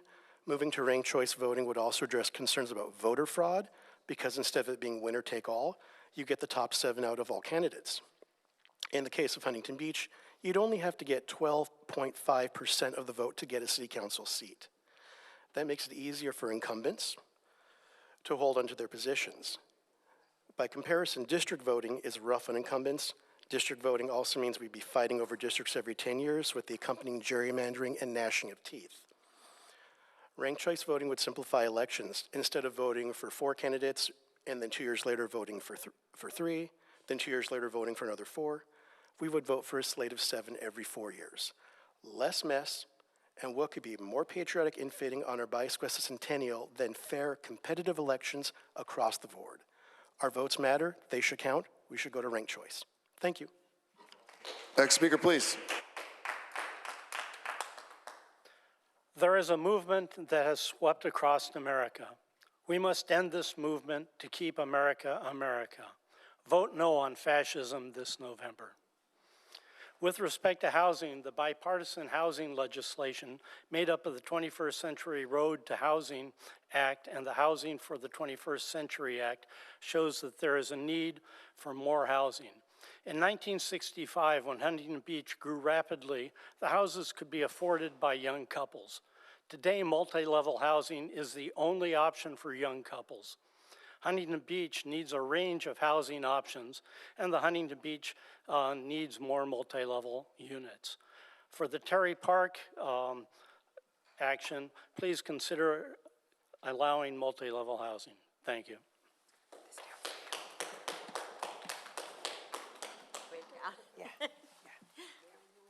It is so nice to meet you all. I'm Lisa Valdez. I'm a 71-year-old grandma, but I have raised a 4-year-old girl. So I've had her since Christmas Day 2021, just 6 weeks. I'm here to talk about the Bright Star. I was so glad to hear you mention this because it's so important. I would like to shed something that I observed about this school. My age, I've encountered. I was 27 and adopted her father who had cerebral palsy. I owned my own home, had a great job. I sold my home after my father and mother died and moved here to help with my brother-in-law who was on hospice and served in the Ocean View School District for 30 years. Luckily, he lived long enough for me to be here when Alina was placed in my arms, so I have to stay here. She has health concerns and is currently going through genetic testing. But here's my background because this is why I think what I have to say may shed some light on the whole atmosphere that I observed at Bright Star. For 4 years, there was immense advocating with attorneys. I'm licensed in LA and Orange County, many classes on, and much education. It's wonderful that what they have today to offer us. I work with grandparents who have been in a position to raise these guardians and work with nonprofit organizations to make awareness of what's available to us grandparents when we're put in this spot. I've used every dime I have to keep this little girl in a safe place and achieve guardianship and now adoption coming up. When I walked into Bright Star after 4 years struggle of the advocating involved in trying to find her services, a school that would fit her needs, she wasn't talking, she had speech. She's had early intervention since she was 6 months old. She's a bright little girl. She was placed there on May 5th, Cinco de Mayo, last year. She wasn't being able to communicate real well. Her speech was, she was able to communicate, but not real well. You can't keep her quiet now. The minute she started that school, she was talking. And one of the things I noticed about Bright Star, I'm gonna just make this short because I can get long-winded, is when I walk in there, you don't just see the staff. It's like a family. They present to you like they're they're like one person in all. They have the same agenda. They're parent education. They're there to help you with whatever comes your way to place that child in a better situation. They had the ABA, which is a behavior for autism, and right there next to their 10 doors down. For 4 years, I'm traveling to Irvine and Mission Viejo and all these other places to get the different services. She was in the car 3 hours a day. Please, thank you very much. Thank you, ma'am. Fill out one of those blue cards as well. I'm going to try and get together with as many parents that speak here tonight. I'm going to go back through the emails. I'm going to try and get a collective group together as quickly as possible. I know we're under a deadline here. And see if there's anything we can do. There's no promises. All right, is that it? That concludes our public speaking. Thank you. Council committee appointment announcements. Council members, do you have any council committee appointment announcements? I have an appointment appointing Rosalind Price to Community Library Service Commission. Okay.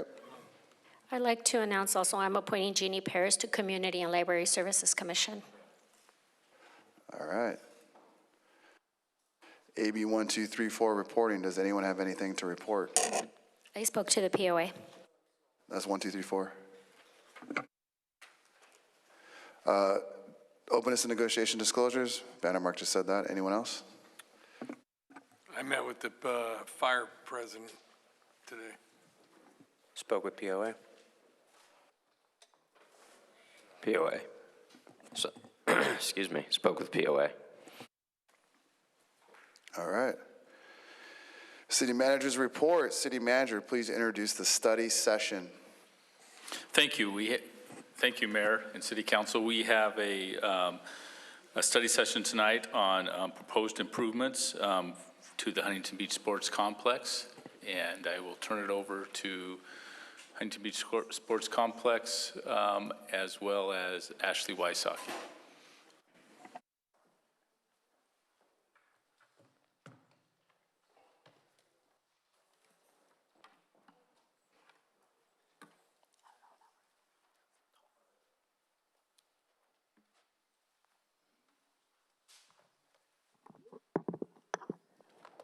Good evening, Mayor, members of the City Council. This evening, we are here to conduct a study session and obtain feedback and direction from City Council on an opportunity to enhance the sports complex capital. Joining me this evening is Jerry Marchbank and Matt Olmstead with HBSC Partners, LLC. In 2004, a 45-acre complex was opened to the community. It includes 8 baseball, softball fields that are lighted, artificial turf fields, space for batting cages, as we know are currently closed, team rooms, and office buildings. Prior to 2021, when the sports complex operators took over, historically, based on budgeting, the facility was operated at about 30 to 35% facility usage. In 2018-19, the sports complex generated a net revenue of $17,237, and under that model, there were multiple operators providing landscape, concession operations, field maintenance, building maintenance, events, and community programming. These were all provided by different operators. And we also, at the time, and still have aging infrastructure and deferred maintenance for about the last 15 years. So in September of 2021, City Council unanimously approved the operational and management agreement between the City of Huntington Beach and HBSC Partners, LLC for facility management and operation services at the Huntington Beach Sports Complex. And at this time, I would like to turn it over to Jerry Marchbank to continue the presentation. Thank you, Director Wysocki, and good evening, Council. First and foremost, Jerry Marchbank with HBSC Partners, LLC. I think Ashley introduced us, and Matt Olmstead, also one of the partners at the Sports Complex. First and foremost, I think we'd like to thank you all for express how much we appreciate the partnership we've had with the city over the years in really trying to activate the sports complex, serving more people than ever before, creating a better resource for our community, and I think we wanted to start this evening by highlighting a few of those accomplishments. So you'll see here, parking revenue since 2021. Parking revenue for the city has increased at the sports complex, has increased 7 times. The usage has gone from 35% to 95% usage at the complex, and that includes broadening the offerings to include things like flag football, lacrosse, volleyball, more soccer, amongst other things. So really trying to broaden the uses of the complex over that time. We have invested significantly, about $650,000 of our own capital in improving the facility, really trying to improve the user experience. Those are things like enclosing the dugouts, which were open previously. It's adding a turf field, a turf utility field, which we'll talk a little bit more about later, and some changes to fencing. And more recently, we have launched a community outreach program, and I know some of you have attended those events at Oakview Elementary and some other places, but it's really allowed us to provide access to some of the local youth who may not otherwise have the means. So that's something we're pretty proud of, something we've been doing for since about November of last year.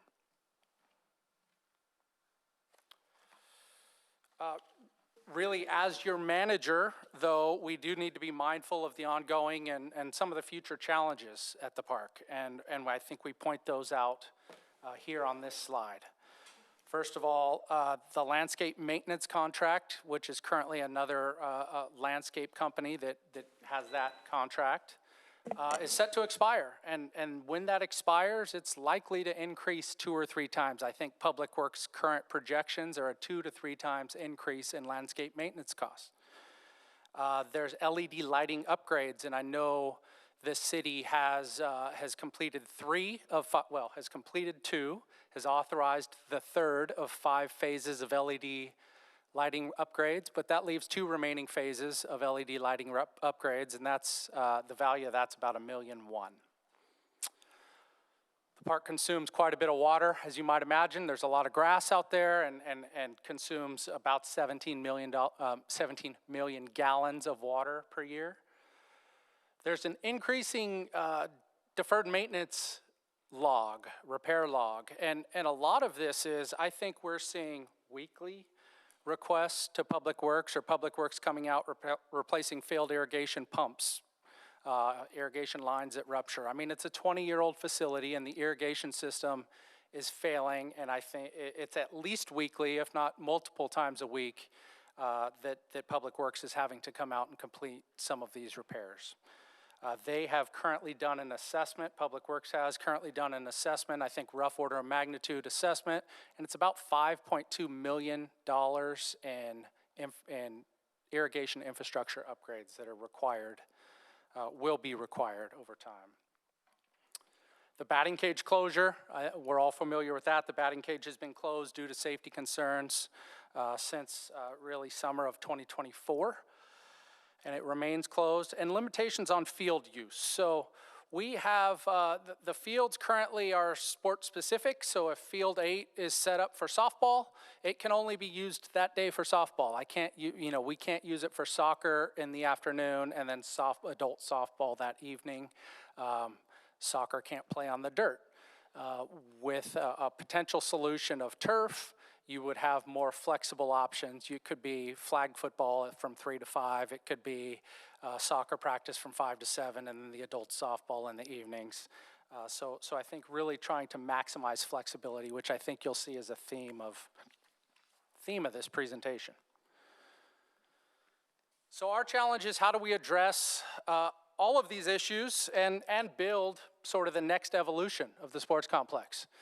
And we'll take this piece by piece moving forward, but we see really a few opportunities here that we'll talk about. The first of which is constructing a new, this is the batting cage replacement, if you will, would be in the footprint of the old batting cages, but the Rise Training Center. And the highlights of that are really these 4 points. What we would envision, these are our goals for that project. First of all, we have so many great, I think we heard earlier, so many great young athletes here in HB. We see a lot of these athletes traveling to other cities, a lot of them going and spending their off season out of state to go train. We see an opportunity to build them a home right here for the great athletes we have right here in our community. That's point 1. Point 2, we want to replace the outdated batting cages and with something that's a little more flexible and a little more modern. Iron Mike, the Iron Mike pitching machines that were existing, were invented in 1952, and while I can certainly appreciate standing the test of time, there are certainly more contemporary options available. Point number 3 there, our third goal is to activate the facility in the morning and midday. And that, we see that through things like perhaps Mommy and Me boot camps or adult boot camps, senior mobility classes engaging the senior center that's directly across the street, nutrition courses, those types of things, trying to really activate the facility so we just don't have the 3 to 9 o'clock usage of the facility, after school usage of the facility during the weekdays. So, and that creates really a broader wellness hub, we feel, for the community, not just a place to go practice playing your sport. And then the last thing there is to create an opportunity for sponsorship or light retail engagement. Now, this isn't going to be a sporting goods store, but we certainly see an opportunity to have some hydration and some nutrition. Maybe it's batting gloves, recovery equipment, a rotating bat display, those kinds of things. So some light retail in the facility. So as we take a look at the concept of what it could look like, this is the training center floor plan. So you would enter, you can see there towards the bottom of the floor plan, it looks like a reception desk. That would be, that area is the entrance, the main entrance. That would be the main entrance to the facility, and that would be where we would have the check-in desk, and we could have some light retail. Off to the left, you see the training element. So this would be, fitness equipment to run training classes out of, to provide athletes with an ability, a place to go train before practice, after practice, those kinds of things. And then off to the right, you see batting cages. And those are 4 lanes, and they would be multi-use. So really trying to maximize the flexibility. By multi-use, I mean they'll be equipped with pitching machines that can throw 40 miles an hour, could throw 80 miles an hour, could throw curveballs, could throw, so it's all configurable. So you could have, You know, lane 1 could be throwing 40 miles an hour to a youth team. And lane 2 could be a pitching coach who's not using the machine at all, working on pitching lessons with his students. Lane 3 could be used for a slow pitch softball player who's coming in early to get some swings before the game. So it's all configurable. All 4 lanes could be configured for any type of use, as opposed to the old style, which is 1 lane could throw 40, 1 lane could throw 50, 1 lane could throw 60, and you had to pick a lane. If your speed was taken, you would wait in line until it was up. So a little more flexible, a little more customizable to the user. Some more renderings here. You can see a rendering of the inside, what that could look like. We also have, you'll see in the bottom left there where it says Alico. Alico is widely regarded as kind of the gold standard in fitness equipment. They're the official Olympic equipment provider. And while they've expressed some interest, you know, we're just showing this, I think, this rendering to show that there's a potential naming opportunity, sponsorship naming opportunity. Not saying per se that it would be Alico, but I think there's a real opportunity for a major brand to want to be part of this.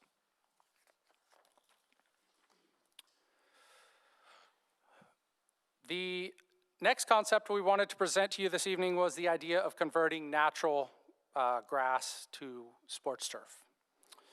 And it really has there's 4 benefits to it that are shown on this slide. And that is, of course, point 1, less downtime means more usable field space. It's less downtime due to rain, it's less downtime due to maintenance.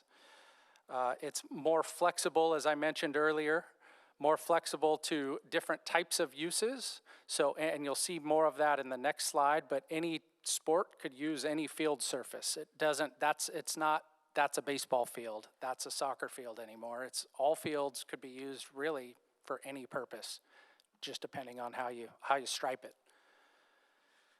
We think it creates a stronger venue profile, so, you know, flexibility and reliability makes us preferred for events. Matt Leinart football, who is at Edison, they're at Edison because Edison has artificial turf. They want to play on artificial turf because it's more predictable. They know when it rains, they're still going to be able to play their games the next day. They're not going to be rained out for weeks. So I think it creates a stronger venue profile for events, event operators. They want that reliability and that predictability when they're building their event schedules. And there's a direct reduction in city costs. So the water usage, the irrigation repairs that I mentioned, the field maintenance contract, which will increase, all of that goes away with turf.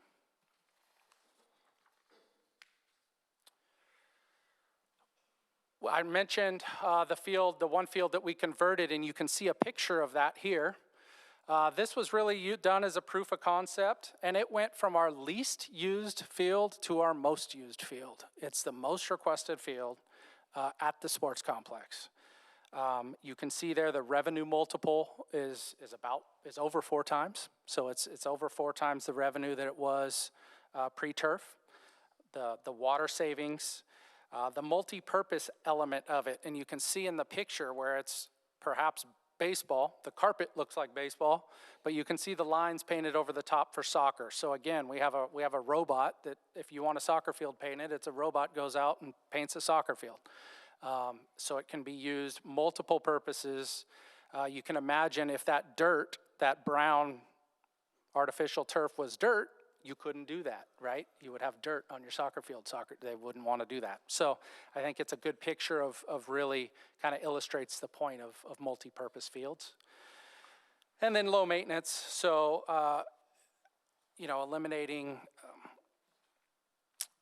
fertilizers, pesticides, they're not no maintenance, but they're lower maintenance than natural grass. LED lighting, and I won't spend a whole lot of time here. I know that you all see the value in LED lighting, which is why you've authorized 3 phases so far of LED lighting retrofits. I mean, it's a tremendous energy saver. lower maintenance cost. Honestly, the lighting is significantly better. I don't know if you drive by the sports complex and have seen the new lighting, the LED lighting versus the old halogen lighting, significantly better. You all have been phasing this work over the last few years, and we certainly feel and would concur that we should finish this project and finish this work as soon as possible for all of the reasons that I mentioned. So how do we get there? We've spent a fair amount of time working with city staff, trying to build a financial model that can accomplish all of this. And here are some of the key terms that we've landed on in order to make this, really make this work. Management agreement term of 20 years. So that's one of the variables. These are really the variables that we can control to make this happen. A city revenue share at 15%. So the city's current revenue share is 16%. So a modest decrease and fixed 15% city revenue share. These are the variables that we're putting into our current model. An event rental rate increase from, now this is not to include practices and community use rental rate increases. Those would stay the same. But for events, the event operators that come in, we would recommend an increase from $495 per field per day to $595. Now we think that reflects sort of the premium nature of the venue. It also still puts us very competitively in the market with other sports complexes. We're in the lower third, I think, still, not even in the top third. A parking revenue contribution of a portion of the city's parking revenue we would need to be directed towards funding this project. So you could see there it's a portion, it's a tiered scale, so it scales down over time, but you can see there what the parking revenue contribution. Now this is the parking revenue that's generated at the sports complex. So the parking revenue that's generated at the sports complex be redirected into sports complex improvements. But that is one of the variables that we're modeling. And then the last thing is the operations and maintenance expenses. Now we realize this wouldn't make sense to you all if it was just something else you had to maintain. So we would want to ensure that a financial pro forma would include the cost for doing any of the repairs, would include a turf replacement when the end of life cycle happens around year 10 or 12, would include all of the maintenance and expenses, capital improvement expenses for the RISE Academy. So we don't want to go in and just look at first cost, what's it going to take to make this happen? It's what's it going to take to make this great for 20 years?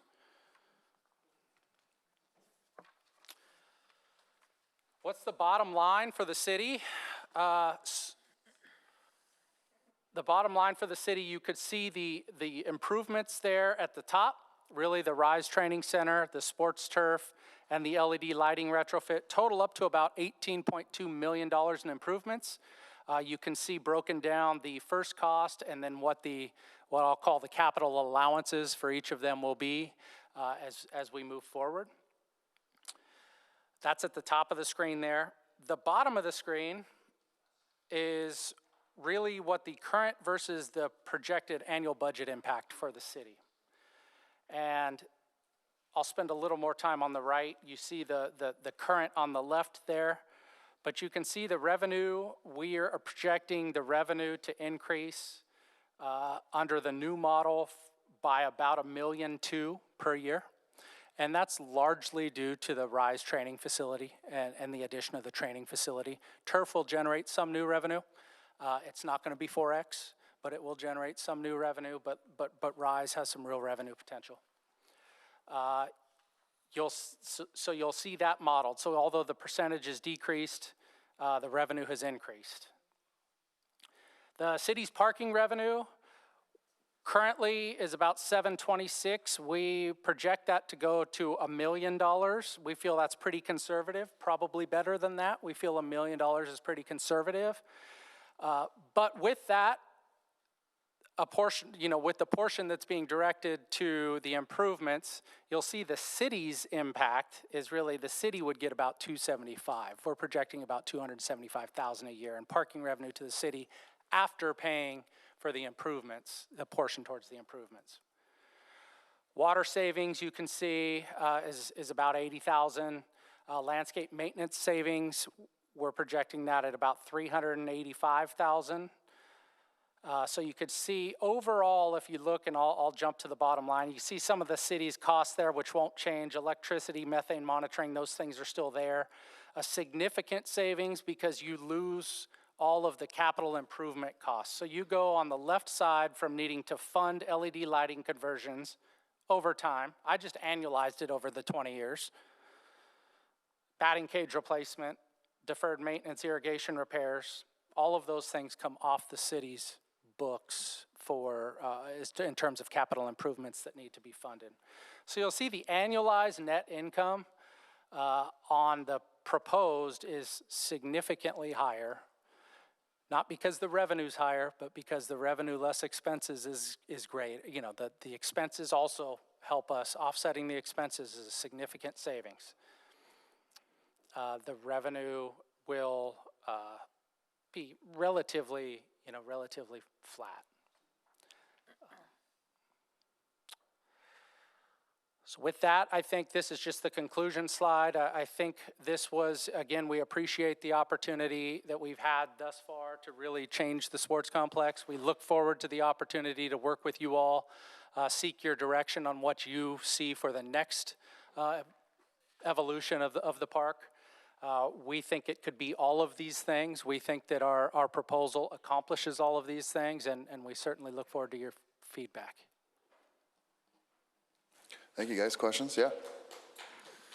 Well, first off, thanks for coming out. Thanks for sharing the plan with us. I appreciate the fact that you guys have been involved. You guys are family men as well, right? Live here in Huntington Beach. You started out as the operators, now the vision's grown. So I just have a few questions, but I did want to let you know that, based on what I've seen in the meetings we've had, I love the idea.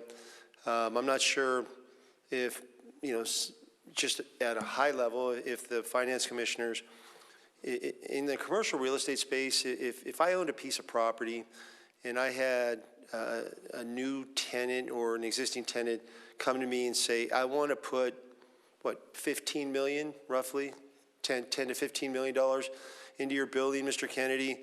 And it's not fee simple. It's going to be what we call a long-term ground lease. So in other words, when the term is over, Mr. Kennedy, all the improvements revert to you.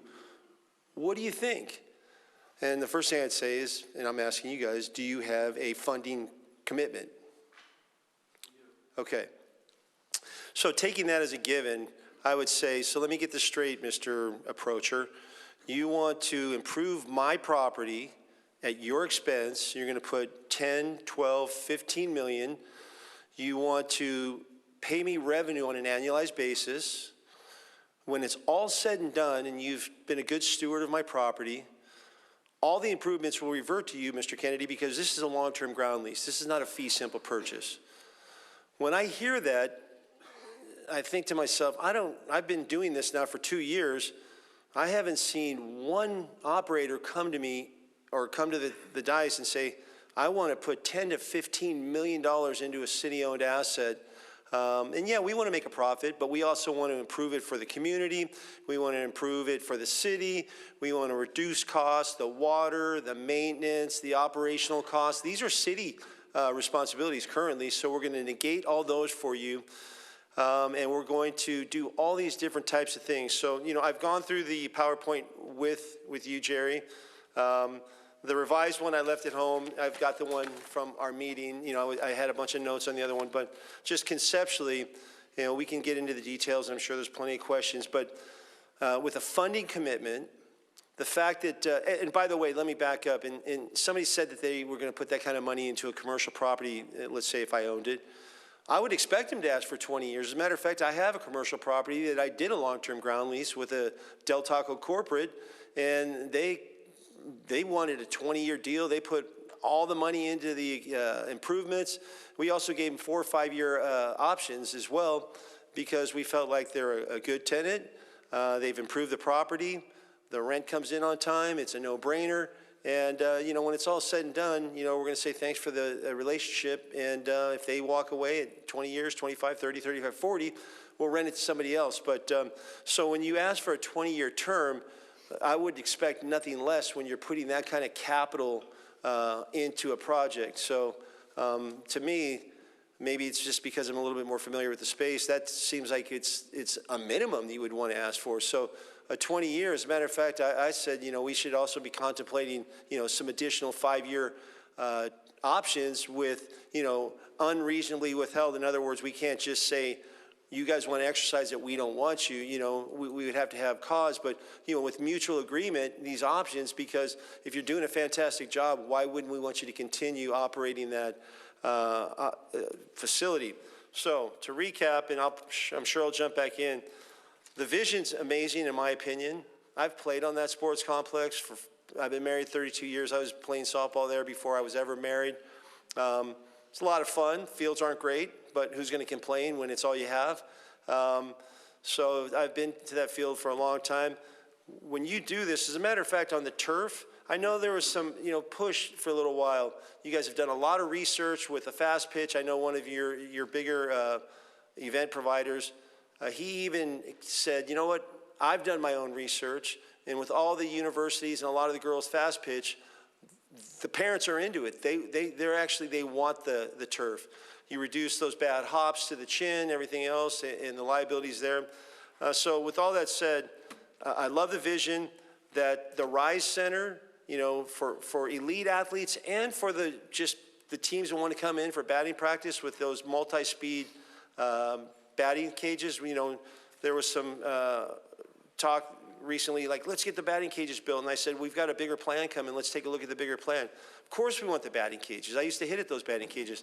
Having these new type batting cages in an enclosed facility that you guys paid for with your own money, in addition to all those things you're offering to high-level athletes and then just good old-fashioned recreational players, so a breadth for everything, because a lot of the elite athletes now, they go online schooling, homeschooling, and if they could accomplish their homeschooling while they chase that dream, and there's plenty of great athletes here in Huntington Beach and in the surrounding areas, we see them getting signed all the time, right out of the Oiler camp and all the other high schools, to have a place where you could go. There's an academic component to that. At least there was at one point. Is there going to be that part still in there?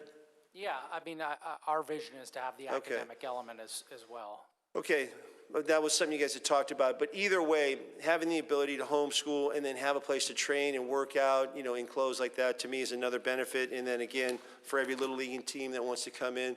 The other thing that we talked about on the parking, one thing that I recommended when we met with you, Matt, Butch, and I, was, hey, if you have a parking pass right now, a city parking pass, you should be able to park there for free. You said consider it done. So I've seen you guys want to work with the city, with the residents, and I think it's pretty gracious that you're willing to, come before us, bring a vision, backed by real capital commitments. And so I just wanted to kind of recap what I see as the benefits, the savings, the multi-field activations, the usage for so much other things. And so I'll let other people ask questions, but I'm really happy this is finally coming before us. I've been waiting for this for a long time. As somebody who loves sports, I couldn't see a better idea coming into the sports complex than something that's turfed out, well-run, appeals to so many sports and other activities, well, the mommy and me and all that type of stuff, I think is a huge benefit for the city. So I'm anxious to hear what anybody has to say. But if people are lining up to throw $15 million in a city-owned asset, God bless them. Thank you, guys. Councilman Kennedy, just a quick question. Are you familiar with how much money they're asking for from us to finance this? How many millions? I just wasn't sure if you were familiar with it or not. It seems like you might be under the impression that they're picking up the lion's share of this. No, I'm only talking about what I know they're bringing to the table. You can go ahead and ask those questions. Okay.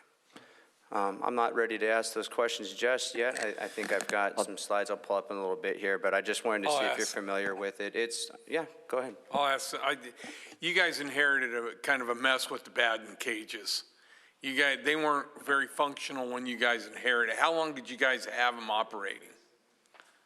We kept them going for a little over a year. How much were we bringing in income-wise off those at that time when they were open? About $8,000 a month. Okay. About 96 a year. Around 100 a year. Yeah, a year. Let's round it. Okay. So roughly we've lost about 200 in the last 2 years because they've been roughly closed for 200. That's correct. How much do you guys anticipate bringing in on this? I mean, is that in there? Yeah. Because those things, I mean, it kind of, you know, I've talked to you guys about it. Bums me out that they're not there and how they were left. Right. So Rise, and again. And we were the previous operators, weren't we? Before us? Yeah. Yeah. Oh, yeah. We left them a mess. That's And awesome. Ashley, wasn't it the city that asked those things to be broken down? It was a mutual conversation between the two parties. The equipment was original to the opening of the complex, and so the net had to be replaced about every 5 years, and then the iron mics have a lifespan of about 15 to 20 years. So nearly all of the equipment was at end of life when the sports complex operators came through with the operational management. Yeah. So batting cage revenue is projected in the performance. I think this is conservative, but I think that's our job as operators that's to cool. you all, at $225,000 a year. Okay. Yep. One thing I'm very sketchy about is both sides are going to invest a lot of money in this thing. Correct. In all aspects.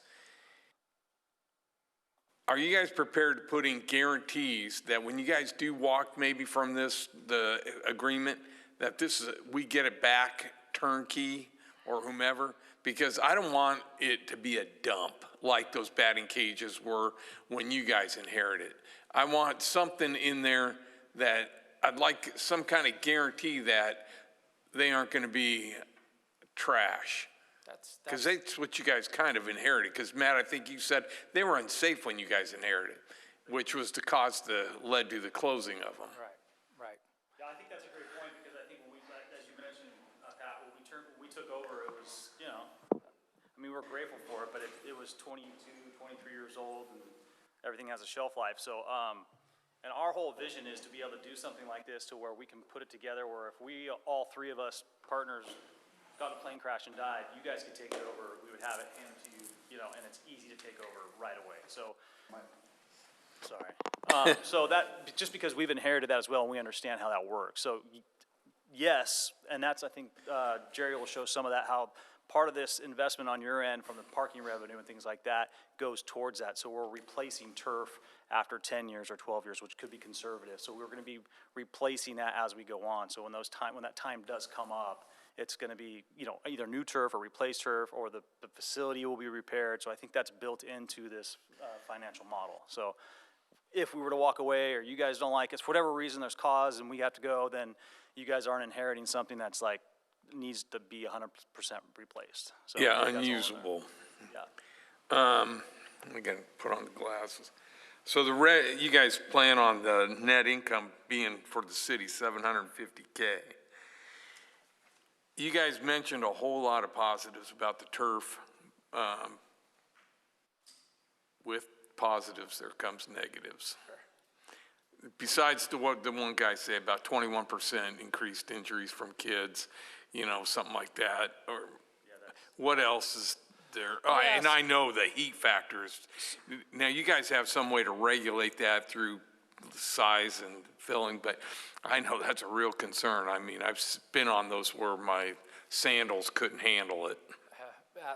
And it's a great point, and I think Mr. Bush pointed out that with every great question, I think the answer is it's complicated, right?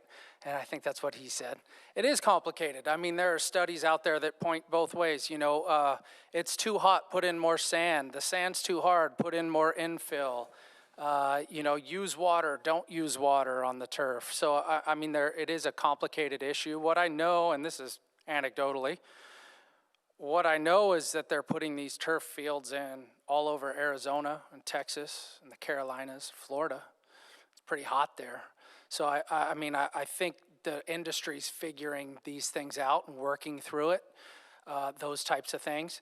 Injuries, you'll see one study that, maybe it's a little too soft for cutting in football, but the next study says, well, it's better for softball because you don't get the bad hops and it's a true surface. So, I mean, it's complicated. I think that's the best answer, really, for what are the negatives, and there could be, I don't know that there's a lot of pros. And there are certainly some cons. And I think, there are arguments on both sides. All right. Well, just going forward, you guys, I'm telling you, maintenance, I want those things maintained like impeccably throughout. And at the end, I want something turnkey. And I'd like something where we can guarantee that. I mean, that can be defined in the lease. Yeah, that's too. what I mean. Yeah, I mean, But it'll I certainly don't all want- be defined by the lease. I don't want to inherit something like you guys inherited. It's not going to happen. I mean, by a lease that's agreed upon by both parties, there'll be certain expectations, milestones, and everything else. Yeah. I guess just on the batting cages, I mean, when you guys did your RFP, you did a walkthrough and you saw the condition of the batting cages at that time. Did you do diligence? Did you? Yeah. Okay. And so when you guys signed an agreement, you signed a contract, and this is part of it, it's on page 33. Contractor will be responsible for the repair and maintenance of all equipment, appliances, and other items related to the batting cages area. So it's fully your responsibility. And I think as we heard from Councilman Burns, it's almost, was it $200,000 that we're missing in terms of revenue? So I guess that's one concerning thing I'd bring up, is that you guys signed a contract, an agreement that you would take care of the repair, that you would take care of all of the maintenance of the equipment, and we don't have batting cages anymore. That was agreed upon with the city, unfortunately, though. So they bypassed, overrode that. There's in their RFP, when they were awarded this agreement. Agree. Should we have ever released them of that responsibility? What city council did that? We didn't. It There could have been staff. I don't know. The contract with the council, right? City manager, do you know? Well, and Chad, to your point, like, you're right, we did try to Band-Aid that for almost 2 years when it came to the netting and the fencing and things like that, and we really did try to keep that open because we all have kids that go there and play, we all have kids that play baseball and softball, so we did not want to it wasn't like we wanted to shut those down. It wasn't the netting and the fencing that was the problem, even though it was a problem, we could patch those and fix those. It ended up being the equipment that was failing and wasn't reliable. It was hitting kids. We were getting sued on it and stuff like that. So it was like, unfortunately, it was the capital equipment that failed. So, but I mean, it's a valid point. I get it. We're just trying to do our best to keep that thing running as long as we could. What I'm trying to read to you, too, is that you guys signed this contract saying you're responsible for that equipment that you're taking on for any repair. Right. We did maintain and repair the equipment up until the time that it became a capital replacement, which time we brought it to the city's attention, right, and said this is a capital replacement issue. It's not maintainable anymore. And the decision was, well, let's close it down until we figure out either to replace it or what are some other options. At that time, we said, well, we think there's other options. We think there are other avenues. Just going to ask a few questions here. I want to go back higher level, almost dovetail off what Don was saying. I mean, we got a couple different things we're looking at here. Really appreciate the ambition, the vision. I mean, we've all talked about ways in which we can amplify certain city assets. So I think everybody's on the same page in regards to goals and increasing revenue, making sure that it works really well for the community. So I look at kind of the financial piece of this, and then there's the visionary element, right? What it looks like, whether it's AstroTurf, whether it's not, et cetera. So that is back to what you were saying, Don. So my question is, are you asking for, it seems as if there's a significant portion of the funding, the capital project, that you're asking for the city to fund by virtue of giving parking revenue back to you as the operator? And if that is the case, what's the total number? And then what's the total amount that you foresee this project costing, and the total investment that you're seeking, either private or public, whether it's bank loans or et cetera? So total cost of the project altogether, you know, high-level numbers, how much you want the city to put in, just so I understand the financial architecture of the deal first, and then I have a couple questions on the secondary piece. Okay. Yeah, so the city's capital investment from parking revenue is $14.5 million. Less the, you know, that's discounted obviously by the savings and maintenance contracts. So there's some offsets there in the contracts that you're not gonna have to continue. Our side of that, the total project investment, the investment in capital is 18.5, 18.2. So the city's portion is 14.5. Ours is the delta plus 10% interest. We have to, and investors have to make money too, right? So I can tell you right now, our pro forma, we're making over 20 years, we're making 11.2% ROI, and 9.9 of that is going to my investors who are going to fund this capital project. I'm making a point and a half. Okay, so just to be clear, so this is from a landlord-tenant perspective. The landlord would be asked to put in $14.5 million on an $18.5 million project. And correct?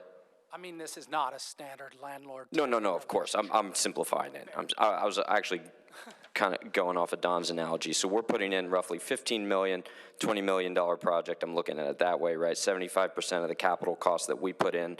And the relationship that we had previously was you were paying us 16% of top line sales, but we're dropping down to 15% of top line sales, correct? Correct. So I guess why are we dropping, if we're putting in 75% of the cost of the project, why are we getting 1% less on revenue in general? I'm just curious on that change, 16 to 15. Because you're getting $18.2 million in capital. Well, we're putting up $14.5 million in capital.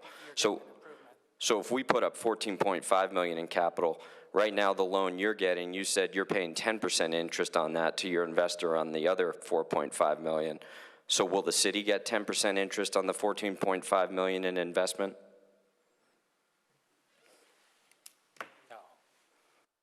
Well, I mean, the reason I'm saying that is I just want to understand the deal. We're putting $14.5 million into the project.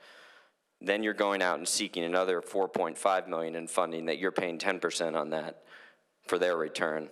So theoretically, as the other investor, the largest investor, meaning the city, we're putting $14.5 million up. What's our return on? Is there a projected return on that capital outside of the 15-85 split? That's the more of the tenant landlord relationship. Right. Your return is those numbers on the last slide, which is the annualized operating revenue. Which is the increase. Okay, got it. I just want to make sure that I understand the full architecture of the deal. And then in regards to and I'll come back to a few other questions, but in regards to the turf, I mean, I'll just state it out there, and I understand the pros and the cons. Fundamentally, I have a lot of problems with AstroTurf, more from an environmental perspective. It kills the benthic environment, ruins all the natural microorganisms in the soil that would otherwise absorb a lot of the runoff, and then you've got the PFAs, you got the microplastics, and then obviously this is speculative, and it's alleged, it's not 100%, but all the various studies of the different cancers, specifically the thyroid cancer, the cases we saw with the 8 Phillies players where they had that rare brain cancer, and then ultimately a confluence of autoimmune disorders that are linked back to the AstroTurf in which the kids have played on. So I would agree with you that it's complicated. We'll call it 50-50 for the sake of argument. With that being said, and I'll just be transparent with me being a stickler on turf, is there any opportunity, and I don't want anything here to be a deal killer, right, to kill this project, because I really appreciate the ambition. Is there an opportunity to do this in a manner in which we don't turf the whole field, we don't utilize AstroTurf, we can still use real natural grass and, field substance? Yeah, I mean, we work at the direction of council, so there's certainly that opportunity, but then the savings and, so Yeah. all of that Yeah, I mean, I guess you're, will I have to understand. be redone, right? Yeah, I understand that. I understand that. Well, and the savings was actually listed as a revenue item here, which I found interesting. So the landscape maintenance savings as a revenue item. So if we reconfigured that kind of projection and analysis, I still think it shakes out with the overall increase in revenue. I just wanted to make sure that everything wasn't tied to that, and you'd be willing to have that conversation in more detail in regards to the turf. If that's the direction of council to do a portion of it, then I think we'd need to recalculate. Okay, perfect. So, I mean, in conclusion, I just want to make sure that we're clear that everybody understands this is a $14.5 million investment in regards to the city putting capital up. Now, there'll be increased revenue, so there's return on that by virtue of the increased revenue. We can talk later about the 16 to 15% split, but I just want to lay that out as a baseline, and I'll let my co-council members discuss.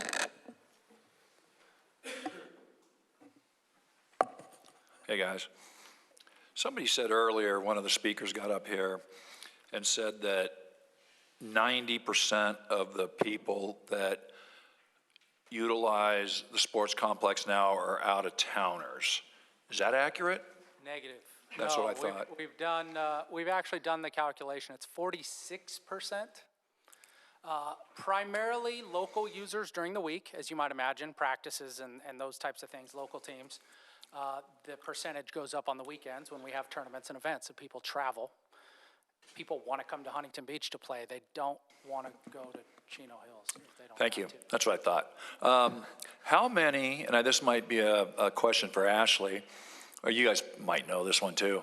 How many local softball, adult softball teams and leagues, I mean, you can just go by teams, play, sign up to play adult softball there each year? Each season is about 88 to 110 teams. 88 to 110 teams, and there's, 15 people on a team, basically? Okay. And how many seasons is there? There's 3 seasons, 2 and a shortened season in the summer, so 3 Okay, so that's just, my math, I'm pretty slow, but that I think that's about 3,500 to 4,000 players, local players playing local beer leagues at the sports complex. Is that fair? It's fair. All right, that's all I have for now. I'll think of something else. Thanks. If I could, just on that 90%, 10%, that was, Commissioner Chenault that had brought that number up, but he had said that it was in September of 2025 that Director Wasaki provided the Finance Commission with that number, and that was data-driven. You guys used the tracking software Placer to come up with that information, and so I'd be very curious to discover what that disparity is between what the city had provided the Finance Commission backed up and maybe the data that you guys have. So maybe when we do some more research on this, you guys could provide that information to us. Well, I can tell you with Placer, it goes by mobile prefix, so there's a lot of people that could live here in Huntington Beach that don't have a 714 or, yeah. So if you've come from Texas and you live here and you kept your mobile number and it's prefixed whatever's in Texas, I don't know, 713, whatever the case may be, you're going to appear as an out-of-towner because your mobile number is 713, blah, blah, blah. So Placer's pretty good. It's used in the commercial space all the time just to try and quantify the amount of people, but they don't necessarily use the phone number to determine the geographics of the people, because the fact that mobile numbers are so mobile now, people carry their mobile number from coast to coast. So there could be discrepancy there. So let me get back to the clarity. So yes, this. To that too, real quick, is a lot, and as you guys know, this is a youth sports complex too. So there's a lot of youth that don't have cell phones and things like that get dropped off for practices. There's a number of children that use the facility as well. So. And the fact is, when you have a great facility, which it will become, you're going to attract tournaments from all over the country, if you will. So you're going to get this big influx for a period of time. But that's the benefit, you're already getting that, but you're going to be able to maximize the fields. So let me go back to the landlord relationship. Yeah, nobody's asking the city to write a $14 million check. Is the city making a contribution into its own asset? Yes, but it's through parking, it's through basically earnings, and the more successful you are because you've created an environment that is activated across multiple disciplines of sports and other opportunities, the mommy and me's, probably some concerts, whatever you guys are able to do there by virtue of the city's approval. So in doing that, you're bringing in more revenue. So if somebody is going to help me make a bunch of money and then I have to give some back, and then in the end, whatever I give back helps me improve my own asset, I don't really look at that as an investment. Somebody says, oh, here's a $14 million check. This is over a duration. This is from revenue generated. And so to me, I don't really equate that. It's not the same thing as a CapEx check where somebody says, I need to budget $14 million. Money comes in, a portion goes back.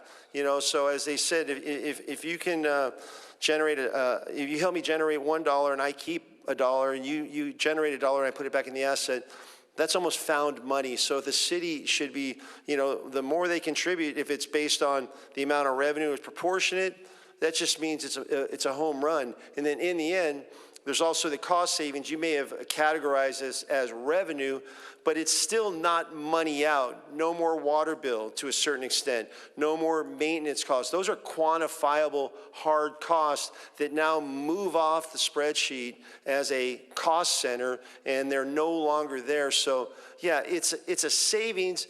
Maybe you capped it as revenue, but the bottom line is it's money back in the city coffer that no longer needs to be spent because it's obsolete at this point.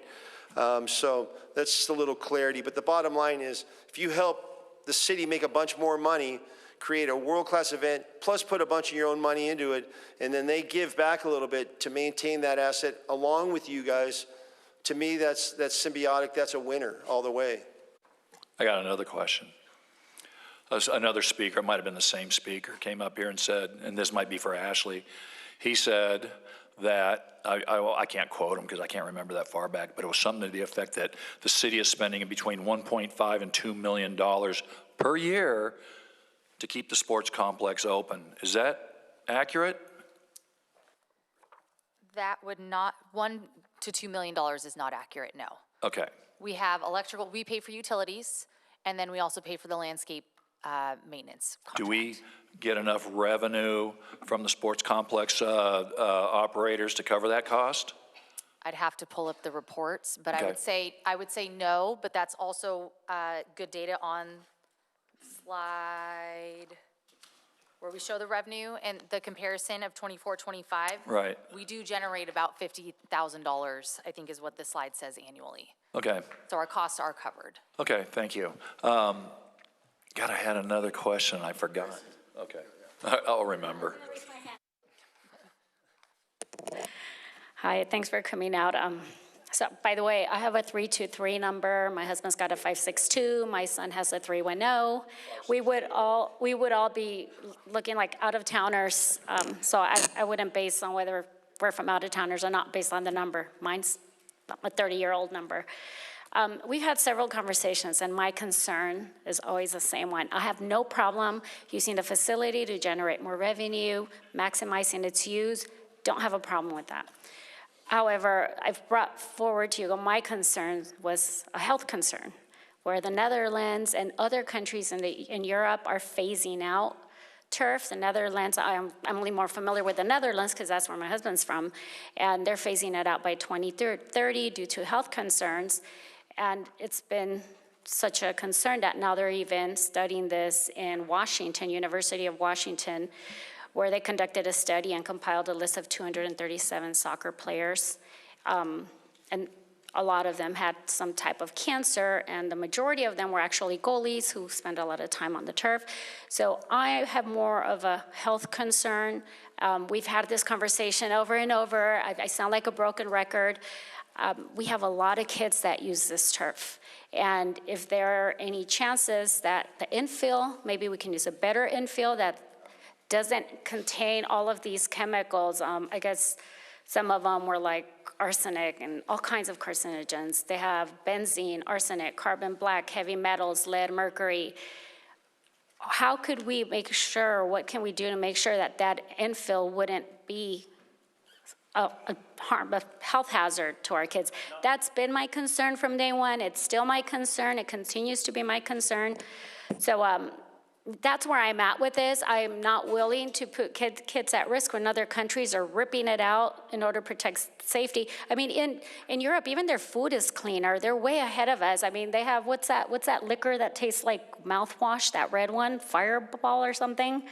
Where Europe, they received a shipment that was supposed to be sent to the United States, and they said, no, we don't drink that toxic stuff. Send us ours that had a different configuration. So they're way ahead of us when it comes to clean food and, you know, these issues like the turf. How do we know this is not going to hurt our kids? Yeah, no, great question, and we could talk about this for a long time. I think Dawn mentioned we've been looking into this for like 3 years. I know, Gracie, you and I have talked about this a lot. So, and there's a lot of studies out there, Andrew, look, on both sides, right? So I don't think there's, I hate to just say it's complicated, even though it kind of is, but there are studies on both sides. So the turf industry has come a long way since the old AstroTurf that they played, that they laid down. So it's come a long, long way. So there are ways to.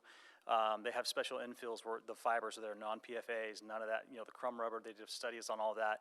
They have organic infills that you can use. It's more expensive. Jerry would probably have to go to work on that and see how we would make that work.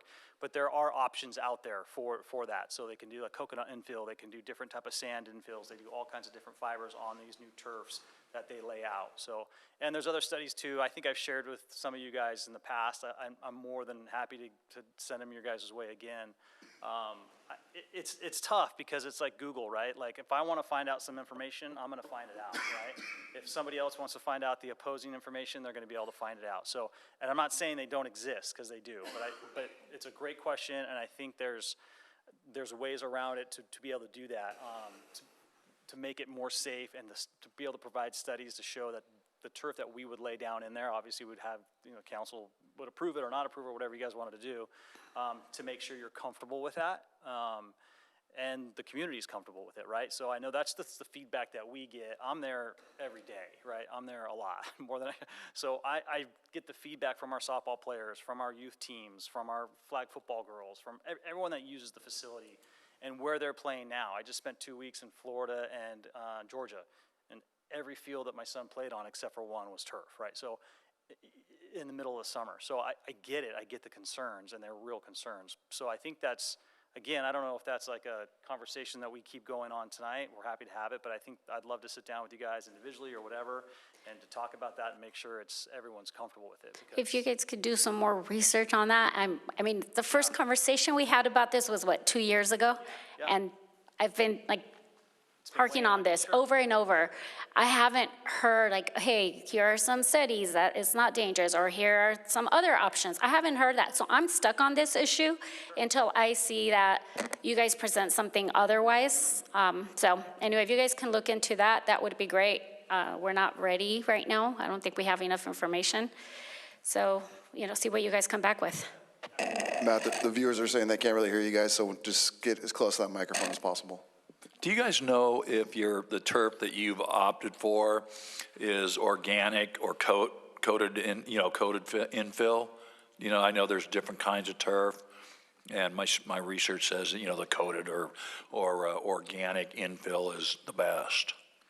Well, the infill would be different than the turf, but we could use whatever, we could select whatever infill we wanted to. Right. Some of the new turf now comes out with different fibers inside, so you don't even have to use infill or crumb rubber or anything like that. So that's another option that we could present and see what everyone's comfortable with. There's a couple of different ways to do it.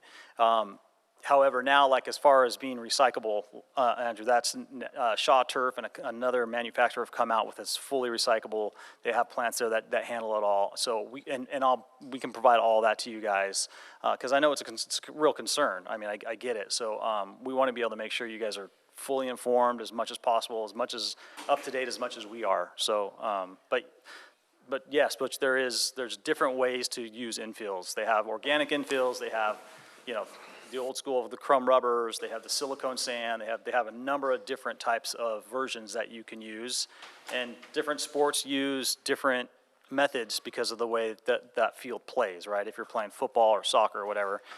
We have the challenge of running a multi-sports complex, right? So it's not just girls softball, it's not just baseball or soccer or lacrosse or flag football, it's all of them, right? So we need to find the balance between everybody and work with the turf manufacturers and experts to find out what's the best type of foundation to lay down here. So for non-contact sports, we're not gonna be playing, tackle football on here or anything like that. And the majority of the users are, 14 and under.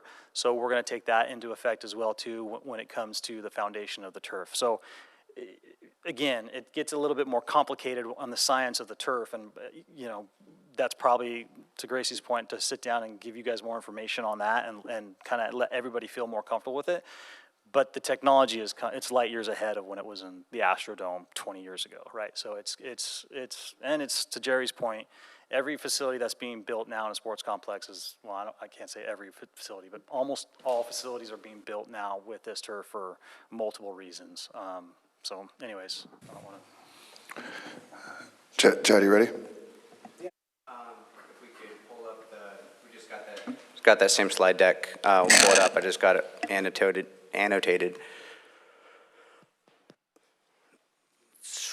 That's not going to be the one, though. Not that color. Oh, maybe it is. My bad.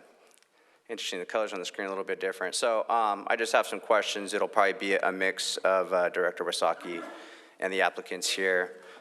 So going to number 2 under the sports complex challenges, the historic net revenue. My question, I see that we netted $17,237.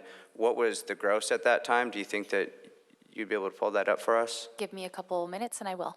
Okay, we can move on from there, and then we'll come back around to that.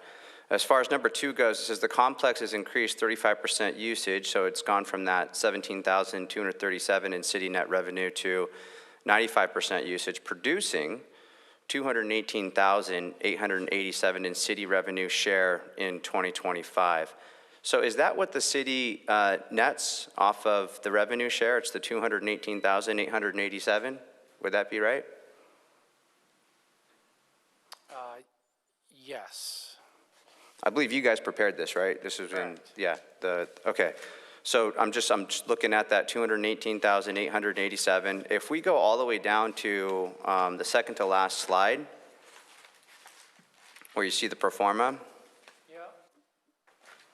I just don't understand why the numbers don't quite match up. We'll go down, I think it's, down a little bit more. Keep going. Here we go.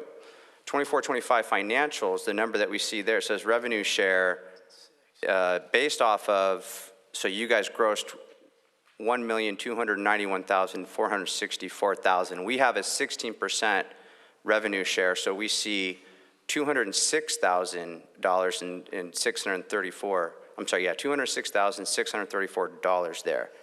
There's just some disparity if you go back up to that second slide. So we go from... It was 218 in the first slide.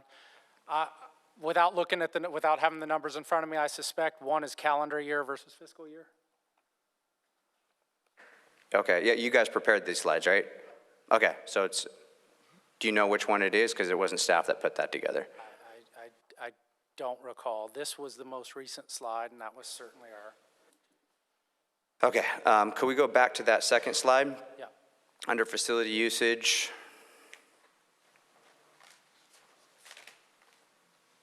There we go. All right, so $218,887 coming to us in 2025. Now, if we look at the costs of the water, right? So these are all costs that the city has to pay. So we're paying $88,000 for water. We're paying $130,000 for field maintenance, and that's with Merchant. We're paying $100,000 in electricity.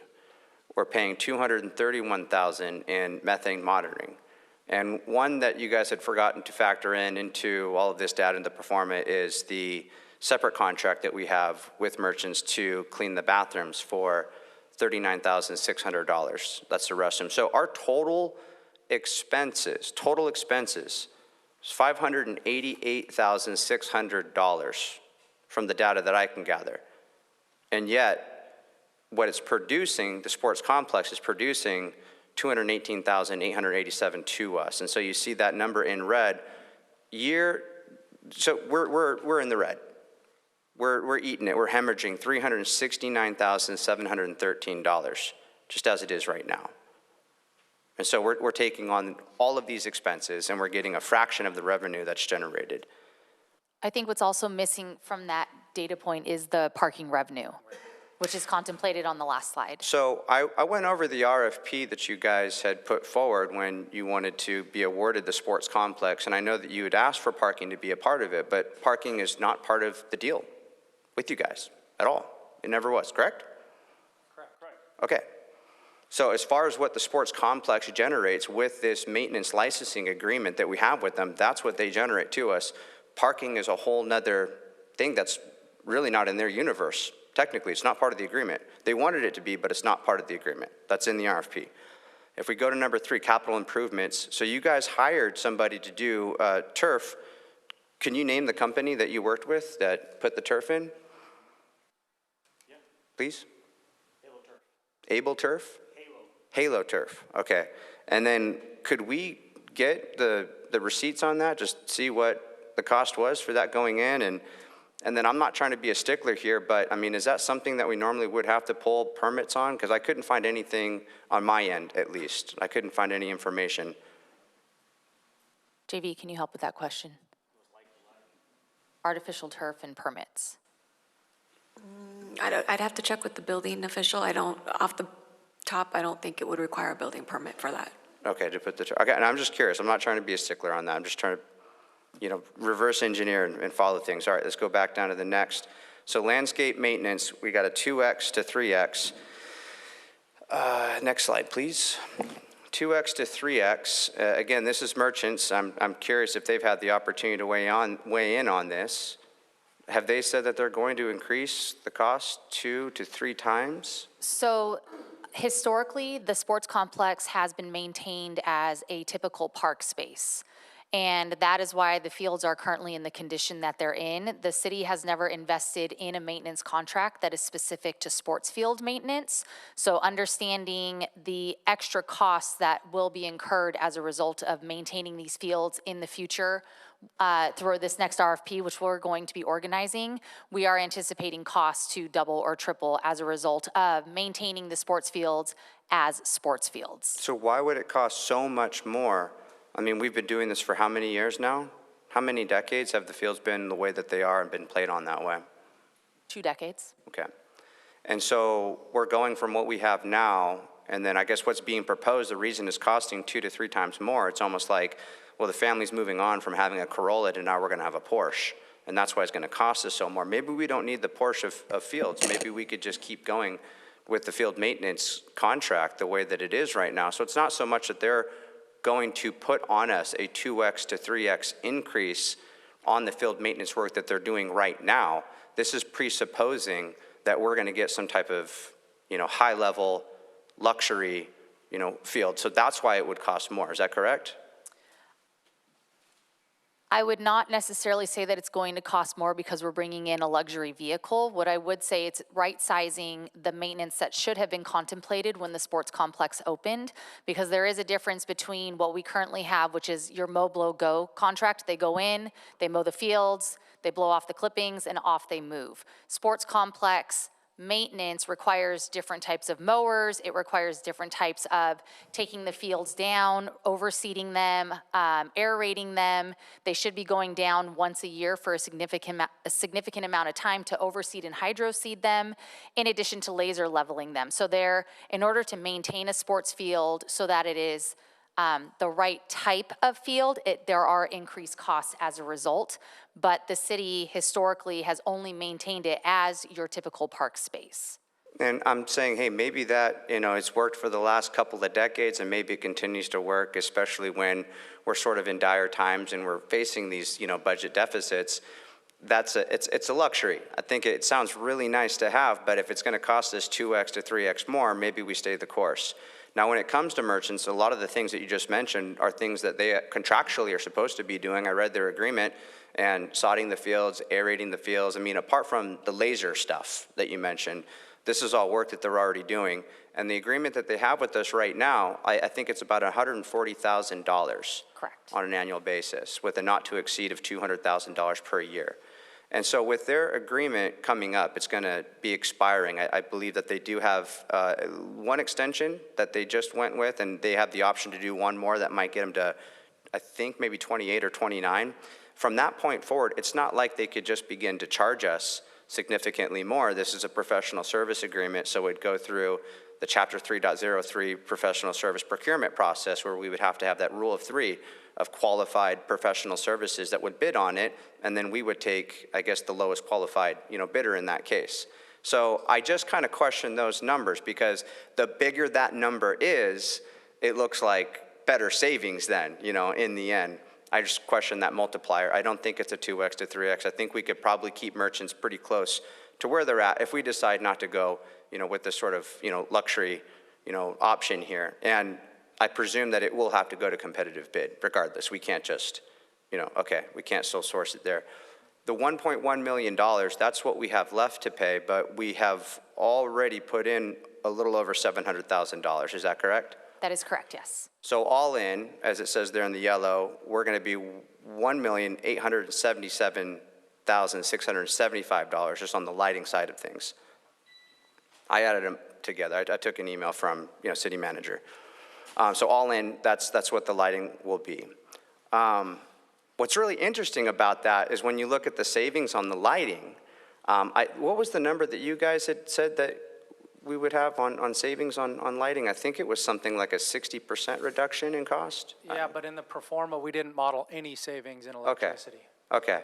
This is just some of the research I was doing, and then with the city manager, you had sent me an email, and it's about a 40% reduction in cost. So our savings would be about 40%. And I remember seeing that the lighting is about $100,000. So with all this lighting, if we're saving about $40,000 a year on a $1.8 million investment, how many years will it take to get that investment back? You guys could do the math on that. It's going to take, I think, north of 25 years.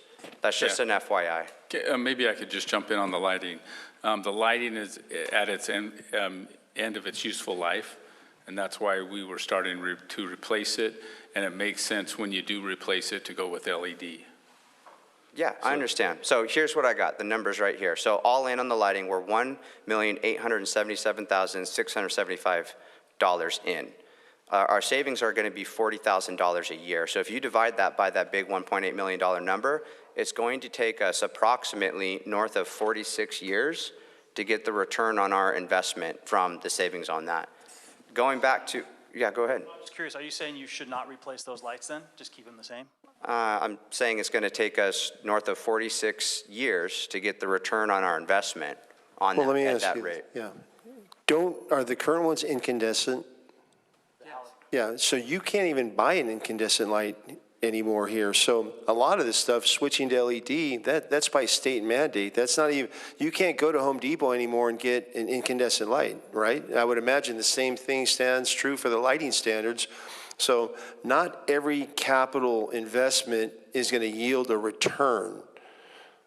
Okay, if I can get my time back. If you're compelled to do it, you got to. I encourage, all I'm looking for here is just transparency for the public so that they get to have their eyes on everything and they get to contemplate everything the same way that we do.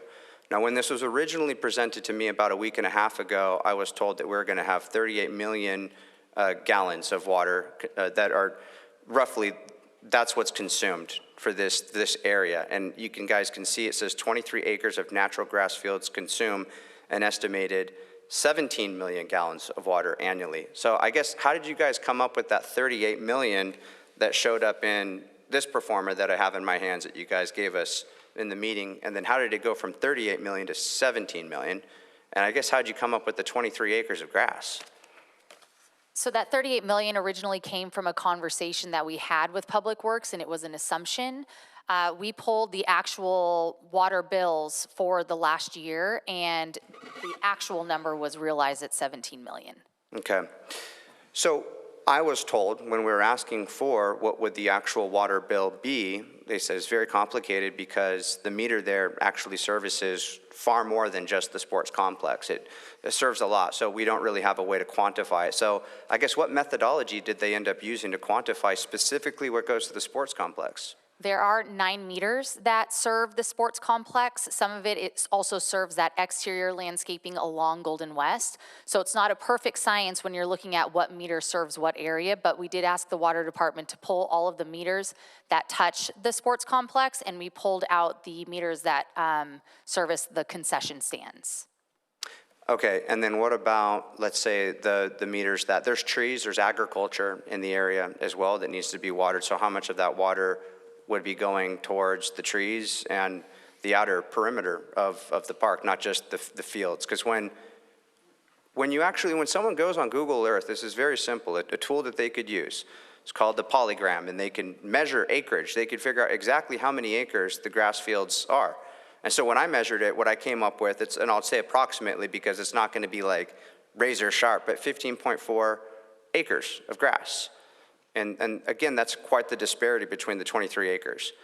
And I might seem like a stickler right now, and I kind of hear some murmuring over here to my right, but guys, this is a massive investment that the city is looking to engage in.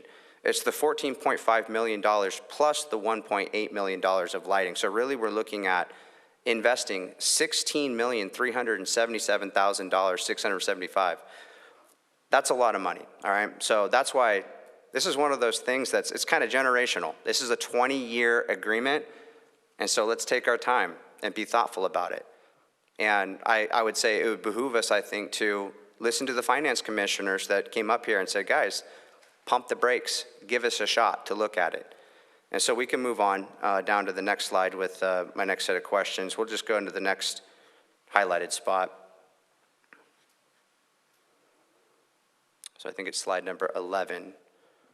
Okay, yeah, and there's the lighting. So those are the numbers, just so for the public's benefit, they could see how I worked those numbers out. 40% savings off of that 100,000. We can keep going down. And so as Councilman Andrew Gruhl had pointed out, you know, the revenue share that we have currently with you guys is we get 16%. But with this new deal, it would drop down to 15%.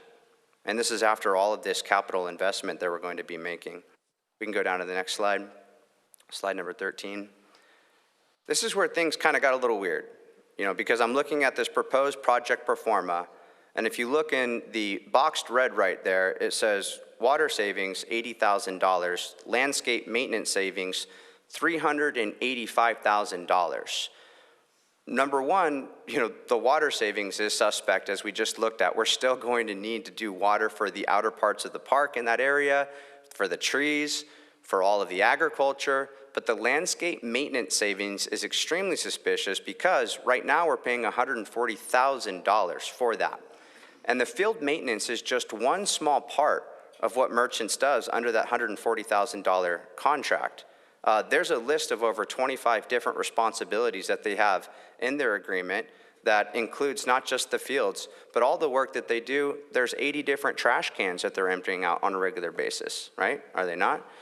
They're taking care of the sidewalks and pressure washing them. They're taking care of the playgrounds and they're scraping them and grooming them. So there's a lot of responsibilities that they have. So it's not just like we could just wipe out the landscaping maintenance savings, $140,000. But what was really strange to me in this pro forma, right, is that if you look at where it was put, it's put in the income section. I don't understand that. Like, I think a sixth grader, if they provided a pro forma where they said savings is actually equal to income, and they put it in the income section, it's added on as income.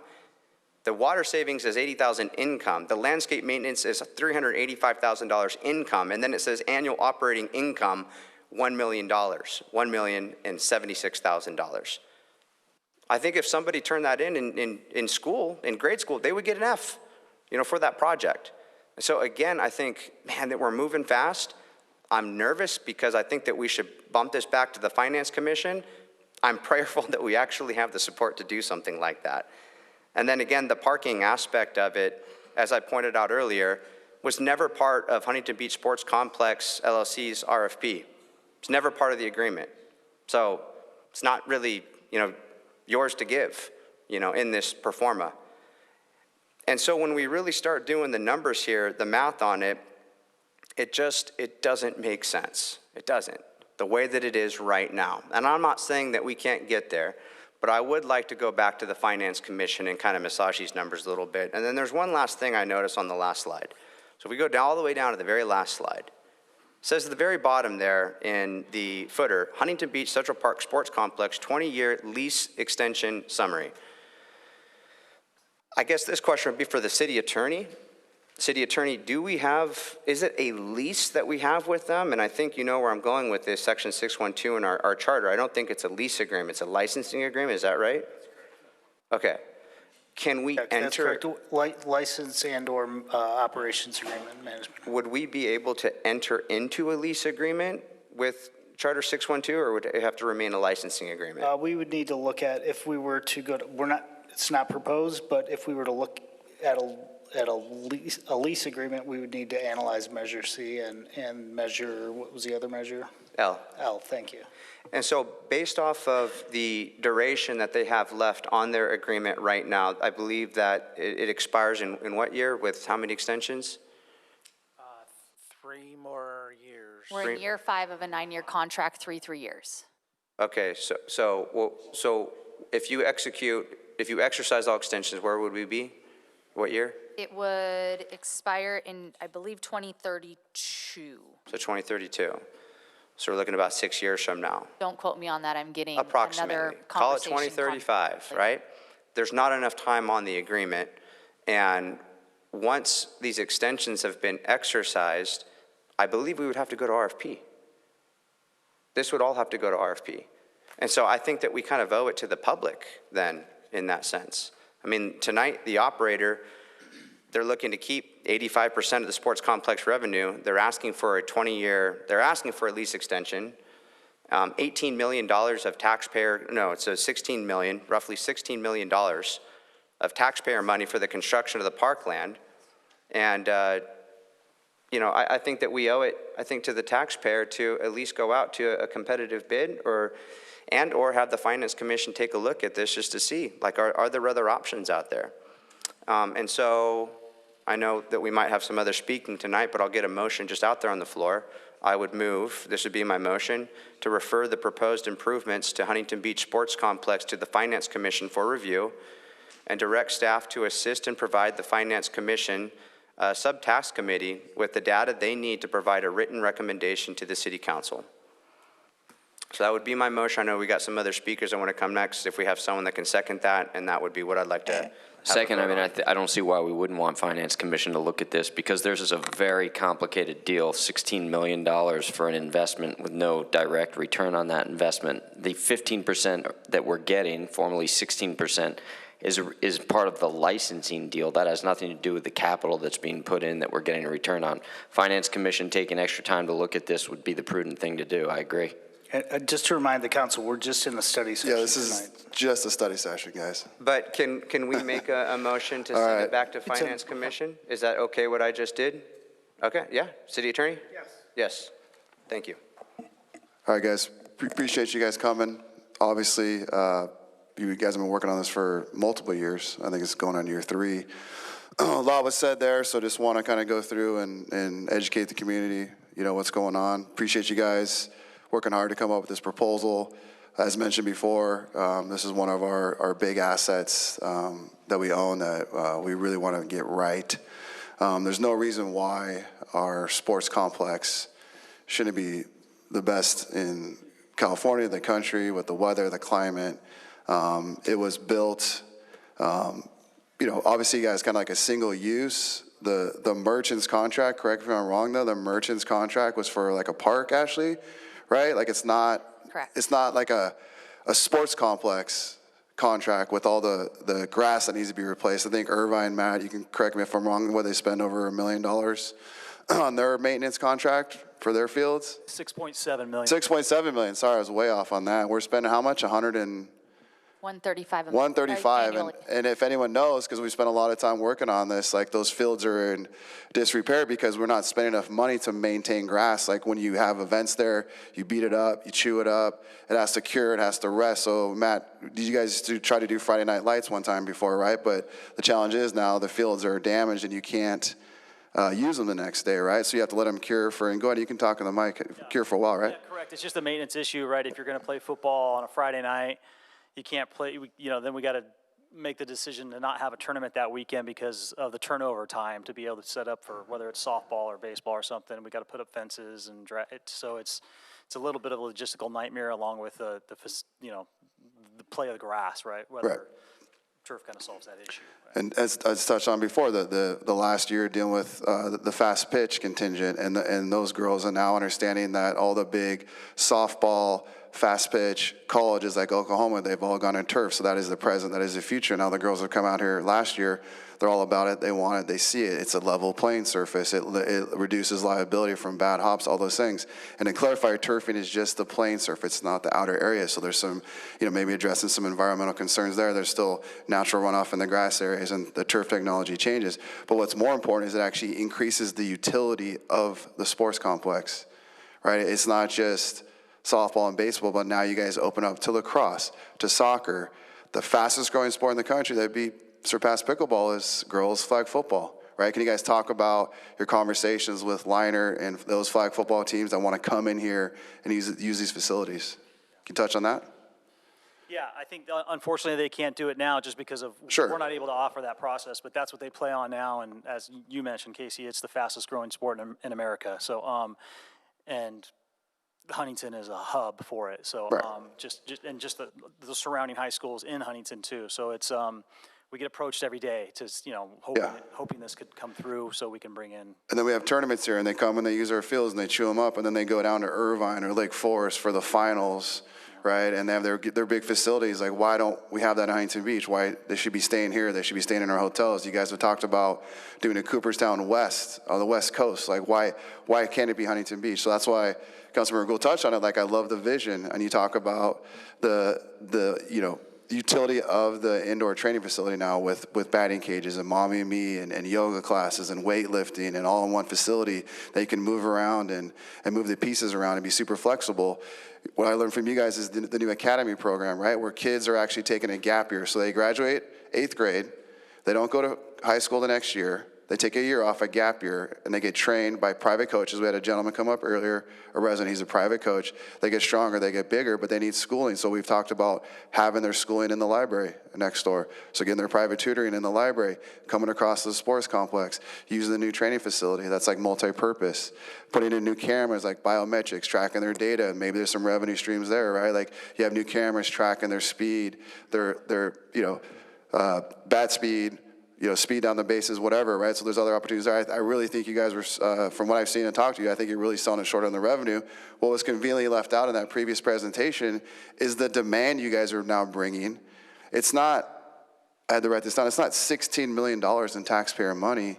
It's money that's coming in from the parking revenue that you guys create from the demand you're creating, which has increased revenue, and that's not coming from taxpayers. That's what I wanted to touch on. You guys are a lot smarter than I am. We're not asking the taxpayers, so it's like that revenue. Ashley can say the correct number. I think before we took over was, what were you guys parking revenue before that? I mean, you said earlier you increased it by 7x. So yeah, and we think that's going to grow. So we're pretty conservative on that number. So I don't think. Again, you guys can tell me if I'm wrong, but I don't think we're asking you guys to write a check for $14 million. Again, it's amortized over the length of the project, paid for by parking revenue from that's increasing, increased parking revenue that you're creating by the demand you're bringing in, because now the fields have way more utility. So you have way more sports there. You can bring back Friday night lights. You can have other events there because, like you said, that your most used field right now is that new utility field that you turfed. Yeah, and it behooves us to pay our debt service off as soon as possible as well. So the faster that gets paid off, and we can talk about the terms and conditions as well too. When that gets paid off, we can adjust that rate from the parking. We can turn that back over. So I know I've talked to Don about that too. So we're just trying to be conservative on those numbers and make sure that we're covered as well.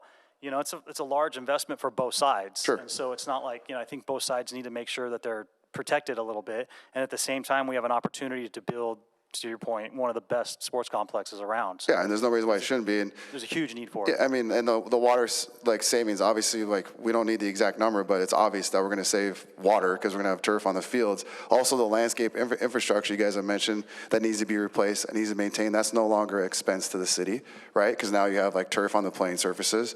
I would like to. We had this conversation before, to weave in and encapsulate the gun range that's next door. We've talked about that with the lake. The Landify group that came in, for whatever reason, that was pushed aside. I'd love to bring that back, have those guys clean it. Now we can weave that into the sports complex in totality. I mean, you guys have already spent your own money covering the dugouts, right? Because when the sports complex was built, they had roofless dugouts, so kids are sitting in there just getting torched by the sun.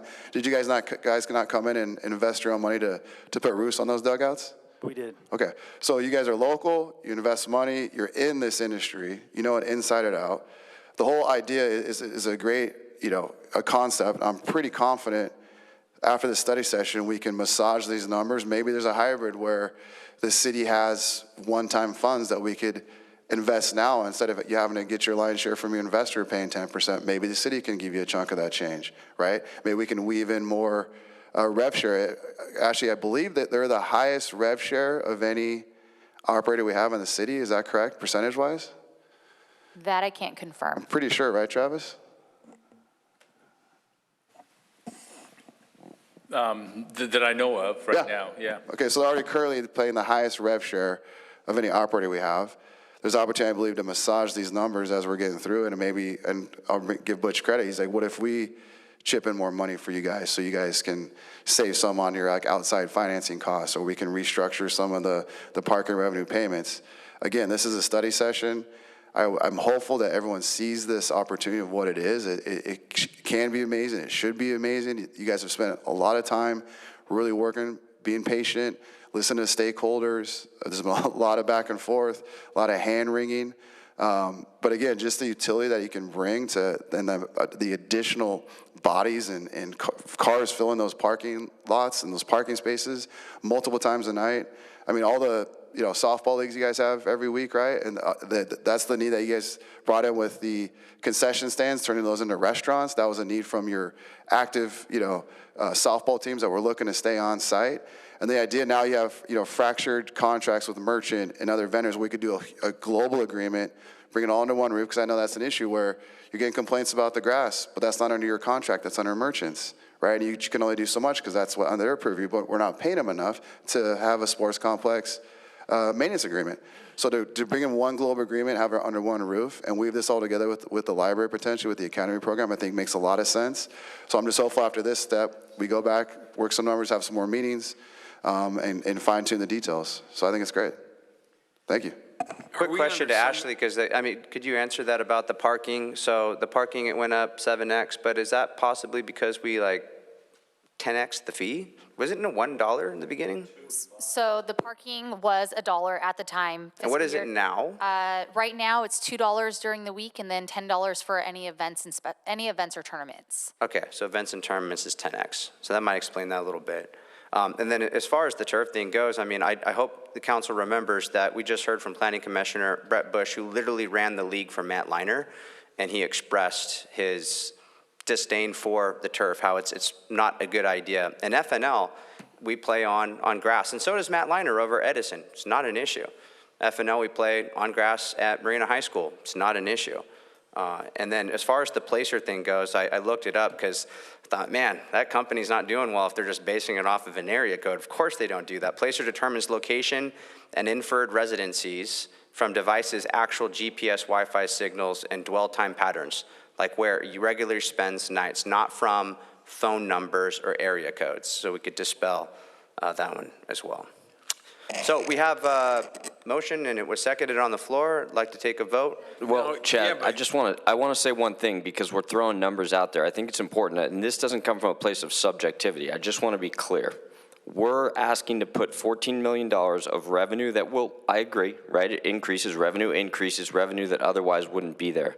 The projected numbers on the net income is $745,000. So the projected money the city will gain in 20 years is that's 14.9 million. We're being asked right now to put in actually 16.9 million. So actually, the money that we invest increases the revenue, and we're still net negative on what we otherwise would invest. That doesn't mean I think that's the purpose of the study session. Look at the deal, see if there's better ways of shaking the number out. Well, that's what I just said. Like, I'm pretty confident there's a way to dig in on the model, and I really believe they're selling short their revenue projections just based on the increased utility from having turf playing surfaces. I think it explodes. I think you can do two things at once. The Finance Commission can work on it. We can work on it. They're not mutually exclusive. We don't need to just kick it down to them. We've been working on this for 2 years. Like, I'm going to continue to work on it. I know Don's going to continue to work on it. We're going to talk to Matt, we're going to talk to Jerry, and try to work these numbers and find a better solution. It's a total team effort. Finance Commission can do their thing. We can do our thing, but let's keep moving it. Let's keep this ball moving forward. Yeah, and that's where I said I see it as two things, right? Finance is the deal piece of it, and then the other piece is the vision, which is more of like the art piece of this. Obviously, we're going to need to look into the legal element of it. So I just wanted to make that clear that when I say I understand it's being invested over a time frame and it's coming out of the revenue that we're bringing in, but it's still the money that's coming back to the city and the money that's going back into the capital improvement project here is still net negative $1.5 million. What you're failing to account for is the asset value is increased dramatically by the improvements done over time from revenue that came in, which would otherwise not be generated. So let me just touch on a couple Don, real things. quick, if I may, and also the economic impact it creates, right? I mean, the girls' fast pitch softball, he's got, I think it's like an $85 million economic impact to the local area. A lot of that goes, some goes to South County, some stays here, but creating a world-class facility, a sports complex, that is what it should be. Brings a lot more people here that just use a facility, stay in town, stay in hotels, dine in our restaurants, all those things. So it's not just the money that at the sports complex specifically, but it spills out to the rest of the city. You said $85 million economic impact to our city? I said the girls' fast pitch softball economic impact report, Pat, isn't? Area. Yeah, to the general areas. That's what his economic impact report said. So is that to Huntington Beach? That's what I'm saying. Some is here, they go down to South County. His economic impact report just for his 2-week softball tournament, what he's showed me is I think it's about, what, 85 million, right, Pat? I think so, somewhere. Something like that. I guess, even if only a tenth of that came in, it was $8 million from Dan Hayes' report. It's good for the city, good for the hotels, good for the restaurants, good for the parking, good for the goodwill of the city. So let me just touch on a couple of things. So this, when we met, was an iteration.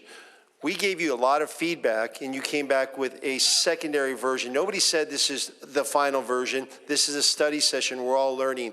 You're taking input. We're giving input. You're making changes. So that's number one. Nobody's saying what you presented tonight was the 100%. That's the one. Iteration 1, iteration 2. Secondly, on the 2 to 3 times, you know, the Corolla to the Ferrari, well, I would imagine most of your participants, like Dan Hay and the bigger providers, they're probably also asking for better fields and grass. It's not like you say, hey, we want to spend another 2 to 3x. I would imagine your big vendors, the big people bringing in these tournaments, are saying, hey, if you had better fields, it would be a better experience. And I would imagine also there's people that say, we won't come to your location because you don't have the type of fields that we're going to put our kids on. Is that a fair statement? There's a lot of imagination in there. Yeah. I would really? imagine. Maybe you don't understand sports. Beer leaguer, I don't know, dude. When you go high end, you know, kids want to play on good fields. Kids don't want to, you know, turn ankles on fields. So, you know, merchants, like they said, is a blow and go. So, you know, when you want to, you know, get high level athletes out here, like these girls that are hoping to get college scholarships, you know, go to the Olympics. You know, there was Joe Katchka's wife, she's a gold medal Olympian from fast pitch softball. I just met her the other day. You know, that photographer, you know, Athens, you know, fast pitch softball. So there's a lot of high level athletes out here that don't want to see their kids, you know, get wrecked on, you know, fields that are really wavy and stuff like that. And if Merchants is doing one thing because it's cost, I'm sure there are people asking you, let's use Dan Hay. I would imagine has he ever said, hey, can you improve the outfields? Yeah, what does Dan Hay say? Source? What does Dan Hay say about turf? Yeah, Dan Hay has come around on turf, actually. Yeah, so Yep. but he actually Sure just spent. He just spent how much money with the resodding some of the fields because it was not acceptable for him to play his national event there. Matt, just touch on real quick. The community input you guys, I'm sorry, community outreach you guys have done with like LA Galaxy and those groups that have come into the sports complex and outreach to the community and those things. Yeah, so we've reached out. We've really made an effort the past year to kind of get back to the community and deal with some of these groups that also want to give back to our community. LA Galaxy is one of them, and they're committed to, as we go through this this project, and hopefully it goes through, to be involved with us and to be able to give out scholarships and clinics and things like that. We've done a lot of things like at Oakview for some of the soccer players, and provided them with scholarships with some of our partners that use the facility. So I don't know why that's funny, but so we do a lot of that. So we have some soccer partners that use our facility on a daily basis, and we've gone to them as well too and said, hey, can you provide scholarships for some of these kids for soccer to come in and be a part of your clinics and things like that. So we're really cautious about that with our community, and LA Galaxy has been really good showing up to schools, showing up to our facility and putting on clinics for free, and we try to get that out to as many people as we can. And there's also sponsorship opportunities as well, right? You touched on it. That revenue would also flow to the city as well. So again, I think there's just an opportunity to dig into the numbers more, maybe massage them with you guys. Yeah. So I'll just do a substitute motion that we'll let the Finance Commission review. Well, let me just touch on two last things, then we can vote. Yeah. So the lighting, we know it was already something in effect. Incandescent lights have to go to LED. Not every capital improvement is going to yield a monetary return on investment. Can you pull up the last slide? I just want to point a couple things out real quick. I think it's real clear where they said, can you pull the last one up? Thanks. Okay, maybe not that one.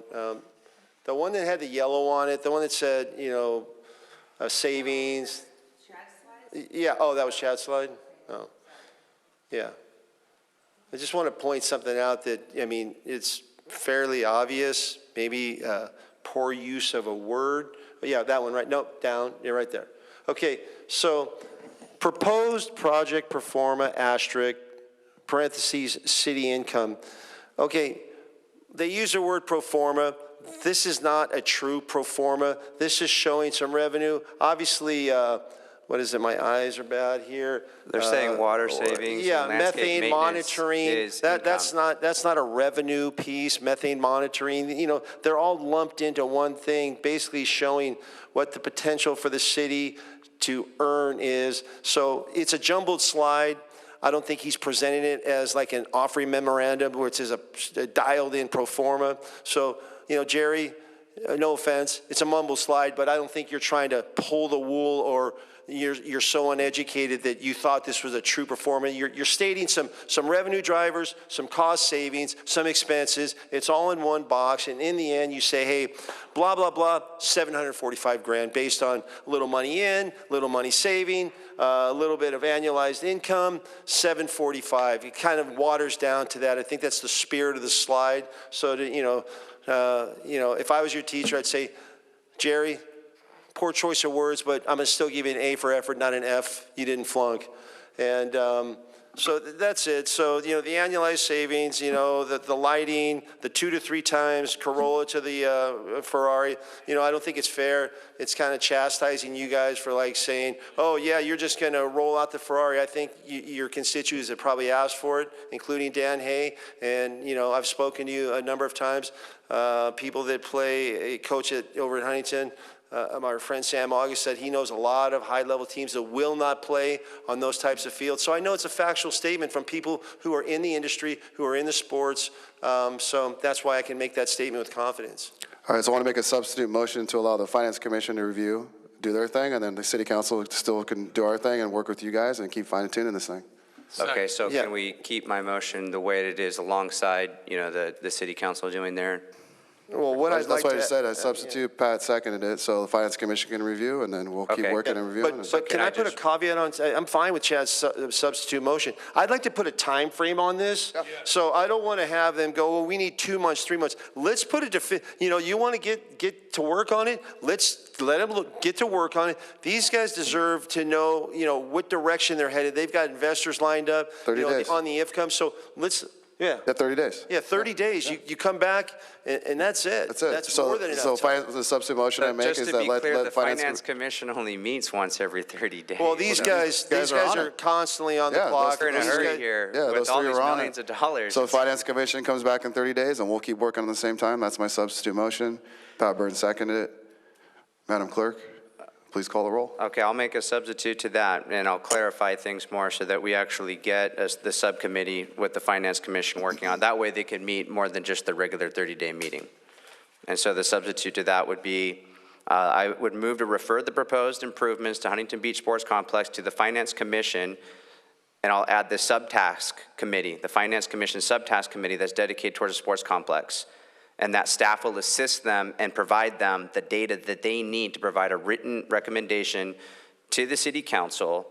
And then you want to put a date on it to return, what, say? 30 days. 30 days.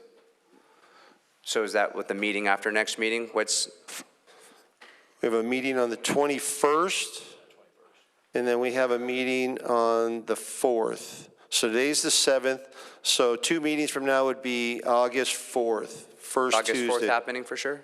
I just want to make sure. I don't know, are we canceling a meeting? Just do mid-August then. Huh? Okay, do by the second meeting in August, by the August 21st. So that would be, Wait, what is that, I'm looking at it right now, would that be the 18th, August 18th? Okay, so to return by August 18th with a written recommendation to the city council, alongside your motion for city council to continue to Perfect. Iron out the wrinkles. Sounds good. Second. Madam Clerk, call the roll, please.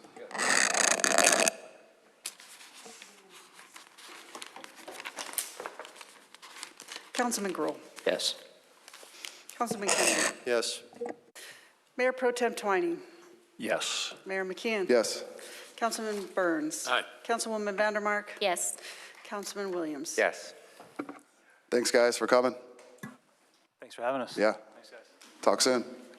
All right, consent calendar items 12 through 17. Would anyone like to pull an item? Pull 13. 13. Move the remainder. Second. All right, Madam Clerk, move 12, 14, 15, 16, 17. Councilman Gruhl. Yes. Councilman Kennedy. Yes. Mayor Pro Tem Twining. Yes. Mayor McKeon. Yes. Councilman Burns. Aye. Councilwoman Vandermark. Yes. Councilman Williams. Yes. Items passed 7-0. Councilman Gruhl, item 13. Yeah, I just wanted to, maybe I misunderstood, but in the last meeting, we were putting that forth to have certain questions answered and to look into it, look into the liability, have risk management assess it. The attorney, was there any updates on that? I was under the impression there was going to be updates that were given prior to voting on it through consent. So as the staff looked at it and was trying to identify costs and items like that, in order to move forward and evaluate those, I don't think that's something that we could do in that amount of time. So the proposed is to do a pilot program for the next year and bring that back. And I do think Marissa has some update on the risk management item side of that. Wait, just so I understand that. So I'm sorry, can you be clear on that? So it would take too much time to determine what the risk was? No, so not the risk, not the risk. On revenue and those kind of things, we not take too much time, but it's hard to identify what the revenue source would be for that without having, it's difficult to ask people to what they would provide for revenue on those items to certainty, so that it made more sense to, if we did a pilot program, if the council chose to do a pilot program going forward, we do have some update from Marissa on the risk, and unless the city attorney has anything else. Okay, so speaking to the risk management component of it, I believe some of the concerns were whether the city would assume liability based on the layout of the signage on the stairs, on the signage of the stairs.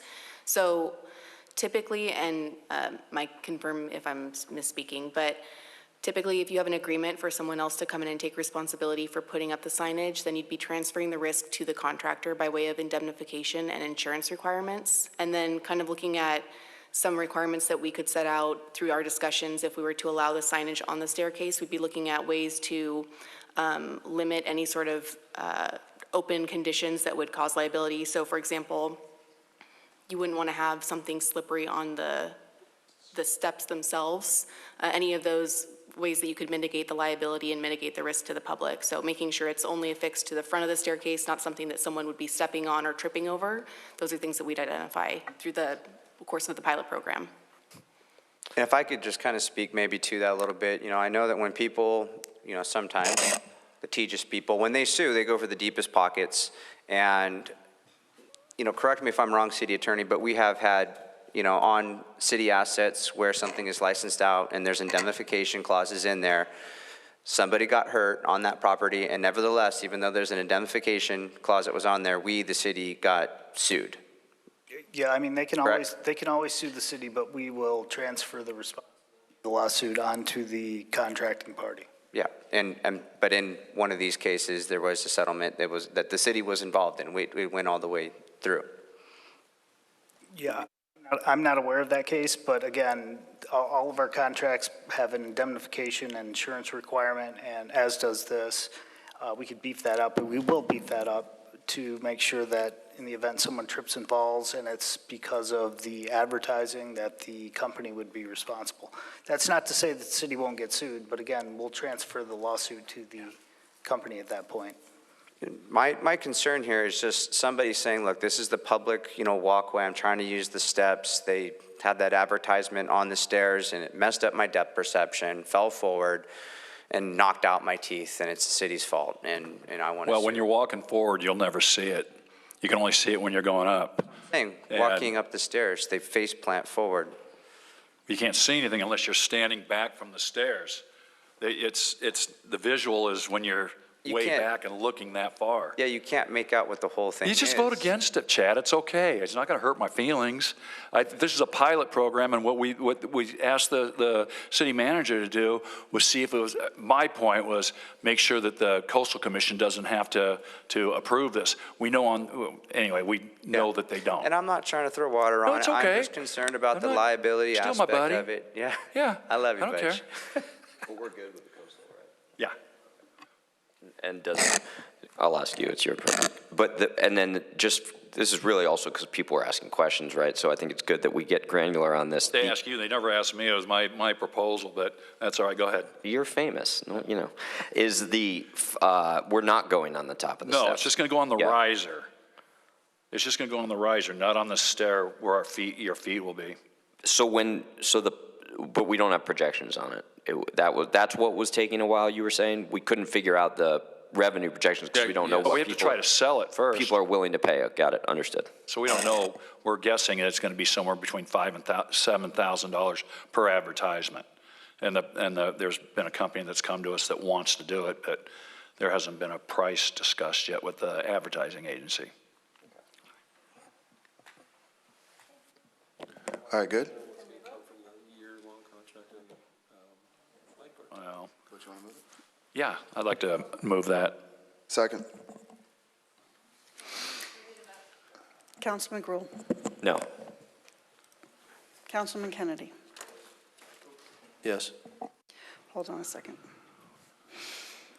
Mayor Pro Tem Twining. Yes. Mayor McKeon. Yes. Councilman Burns. Aye. Councilwoman Vandermark. Yes. Councilman Williams. No. Item passes 5-2. All right, do I have a motion and a second to adjourn? Mayor, before we adjourn, I just want to remind the council during public comment that we really need to let the public speak.